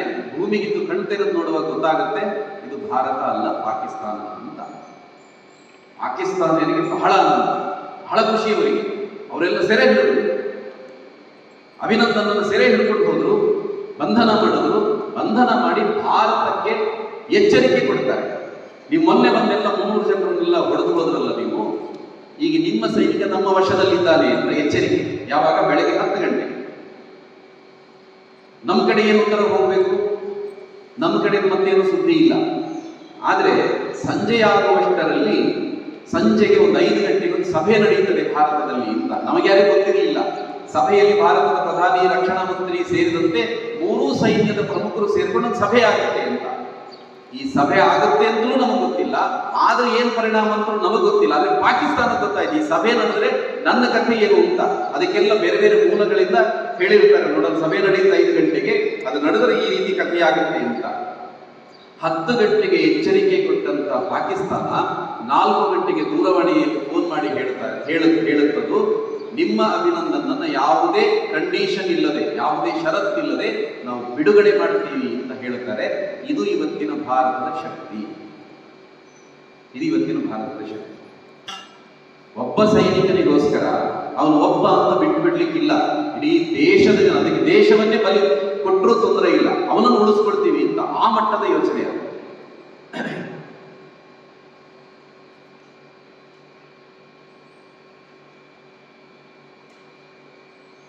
ಒಟ್ಟು ಇವತ್ತಿನ ಆನಂತರದ ದಿನಗಳಲ್ಲೂ ಕೂಡ ಅನೇಕ ಅವರು ಆಘಾತಗಳನ್ನು ಮಾಡಲಿಕ್ಕೆ ಪ್ರಯತ್ನ ಪಟ್ಟರು. ನಮ್ಗೆ ಇಲ್ಲಿ ಇತ್ತೀಚೆಗೆ ಪೆಹಲ್ಗಾಮ್ ತನಕ ಏನೆಲ್ಲ ನಡೆಯಿತು ಅಂತ ನಮಗೆಲ್ಲರಿಗೂ ಗೊತ್ತೇ ಇದೆ. ಆವತ್ತಿದ್ದ ಪರಿಸ್ಥಿತಿ 2014ಕ್ಕಿಂತ ಮೊದಲಿದ್ದಂತಹ ಪರಿಸ್ಥಿತಿ ಇವತ್ತು ಕಾಶ್ಮೀರದಲ್ಲೂ ಇಲ್ಲ. ಇವತ್ತು ಕಾಶ್ಮೀರದಲ್ಲಿ ಪೂರ್ತಿ ವಾತಾವರಣ ಬದಲಾಗಿದೆ. ಅಲ್ಲಿ ಏನು ಇವತ್ತು ಎಲ್ಲ ಕಡೆ ಸೈನಿಕರು ತಿರುಗಾಡ್ತಾ ಇಲ್ಲ. ಇವತ್ತಲ್ಲಿ ಜನರು ಸಹಜವಾಗಿ ಓಡಾಟ ಮಾಡ್ತಾ ಇದ್ದಾರೆ. 1 ವರ್ಷಕ್ಕೆ 1 ಕೋಟಿಗಿಂತಲೂ ಹೆಚ್ಚು ಜನ ಪ್ರವಾಸಿಗರು ಇವತ್ತು ಕಾಶ್ಮೀರದಾದ್ಯಂತ ಪ್ರವಾಸ ಮಾಡ್ತಾ ಇದ್ದಾರೆ. ವಿದೇಶಿ ಪ್ರವಾಸಿಗರು ಬರ್ತಾ ಇದ್ದಾರೆ. ಕಾಶ್ಮೀರ ಸಹಜ ಸ್ಥಿತಿಗೆ ಬಂದಿದೆ. ಅಷ್ಟು ಮಾತ್ರವಲ್ಲ, ಒಂದು ಸಣ್ಣ ಇಲ್ಲಿ ಆಘಾತ ಆದರೂ ಕೂಡ ಅದಕ್ಕೆ 10 ಪಟ್ಟು ಆಘಾತವನ್ನು ಮಾಡುವಷ್ಟು ಶಕ್ತಿಯನ್ನ, ಸಾಮರ್ಥ್ಯವನ್ನು ಭಾರತ ಹೊಂದಿದೆ. ಇವತ್ತು ಪಾಕಿಸ್ತಾನಕ್ಕೆ ಮಾತ್ರವಲ್ಲ, ಜಗತ್ತಿನಲ್ಲಿರುವ ಬಹುತೇಕ ಅಮೆರಿಕವೂ ಸೇರಿ ಎಲ್ಲ ದೇಶಗಳಿಗೆ ಭಾರತ ಅಂದ್ರೆ ಒಂದು ಸಣ್ಣ ಭಯ ಇದೆ. ಹಾಗಾಗಿ ಎಲ್ಲ ದೇಶಗಳು ಯೋಚನೆ ಮಾಡುವುದು ಅಂತಂದ್ರೆ ಏನು ಅಂತಂದ್ರೆ, ಭಾರತ ನಮ್ಮ ಮಿತ್ರನಾಗಿರಬೇಕು ಅಂತ. ರಷ್ಯಾ ಮತ್ತು ಉಕ್ರೇನ್ ಯುದ್ಧ ನಡೆದಾಗ ನಾವು ಉಕ್ರೇನ್ ಹೇಳ್ತಾ ಇದೆ ಭಾರತ ನಮ್ಮ ಜೊತೆ ಅಂತ, ರಷ್ಯಾನು ಹೇಳುತ್ತೆ ಭಾರತ ನಮ್ಮ ಜೊತೆ ಅಂತ. ಈಗ ಅಮೆರಿಕ ಯುದ್ಧ ನಡೀತಾ ಇದೆ. ಅಮೆರಿಕ ಇಸ್ರೇಲ್ ಒಂದು ಕಡೆ ಇದೆ, ಇನ್ನೊಂದು ಕಡೆ ಯಾವ ದೇಶ? ಇರಾಕ್ ಇದೆ. ಇರಾಕ್ನವರು ಹೇಳುತ್ತಾರೆ, ಅಮೆರಿಕದ ಅಧ್ಯಕ್ಷ ಹೇಳುತ್ತಾರೆ ಮೋದಿ ಮತ್ತು ನಾವು ಗೆಳೆಯರು ಅಂತ. ಇಸ್ರೇಲ್ ಹೇಳುತ್ತೆ ಭಾರತ ಮತ್ತು ನಾವು ಬಹಳ ಆತ್ಮೀಯ ಸಂಬಂಧ ಹೊಂದಿದ್ದೇವೆ ಅಂತ. ಇತ್ತ ಇರಾಕ್ ಹೇಳುತ್ತೆ ಆ ಹೊರ್ಮುಜ್ ಜಲಸಂಧಿಯಲ್ಲಿ ಭಾರತದ ಧ್ವಜ ಇರುವ ಹಡಗು ಬಿಟ್ಟು ಇನ್ಯಾವುದೇ ದೇಶ ಹೋಗ್ಲಿಕ್ಕೆ ನಾನು ಬಿಡೋದಿಲ್ಲ ಅಂತ. ಅಂದ್ರೆ ಇವತ್ತು ಎಲ್ಲರಿಗೂ ಭಾರತ ಬೇಕು ಅನ್ನುವಂಥ ಪರಿಸ್ಥಿತಿ ಇವತ್ತು ಭಾರತದಲ್ಲಿದೆ. ಭಾರತ ಅಷ್ಟು ಎತ್ತರದಲ್ಲಿದೆ. ಭಾರತ ಅಷ್ಟು ಎತ್ತರದಲ್ಲಿ ಇರ್ಲಿಕ್ಕೆ ನಮ್ಮ ಮನಸ್ಥಿತಿ ಮತ್ತು ಇಲ್ಲಿನ ಒಟ್ಟು ಇವತ್ತಿನ ಆಡಳಿತ ಪರಿಸ್ಥಿತಿ, ನಮ್ಮ ನಾಯಕರು ಮಾತ್ರವಲ್ಲ, ಆ ಸೈನಿಕರ ಮನಸ್ಥಿತಿನೂ ಕಾರಣ. ಇವತ್ತು ಇದೆಲ್ಲ ಇರೋದಕ್ಕೋಸ್ಕರ ಸೈನಿಕ ಅಷ್ಟು ಪರಾಕ್ರಮದಲ್ಲಿದ್ದಾನೆ ಅಂತ ಖಂಡಿತ ಅಲ್ಲ. ಸೈನಿಕ ಯಾವತ್ತಿದ್ರೂ ಕೂಡ ಅವನು ಪರಾಕ್ರಮಿ. ನಾನು ಆರಂಭದಲ್ಲಿ ಹೇಳಿದೆ, ಅವನು ಯಾವತ್ತೂ ಸೋತಿಲ್ಲ. ಅಕಸ್ಮಾತ್ ಅವನು ಸೋತ್ರೆ ಅದು ನಮ್ಮ ಕಾರಣಕ್ಕೆ ಹೊರತು ಅದು ಸೈನಿಕನ ಸೋಲ.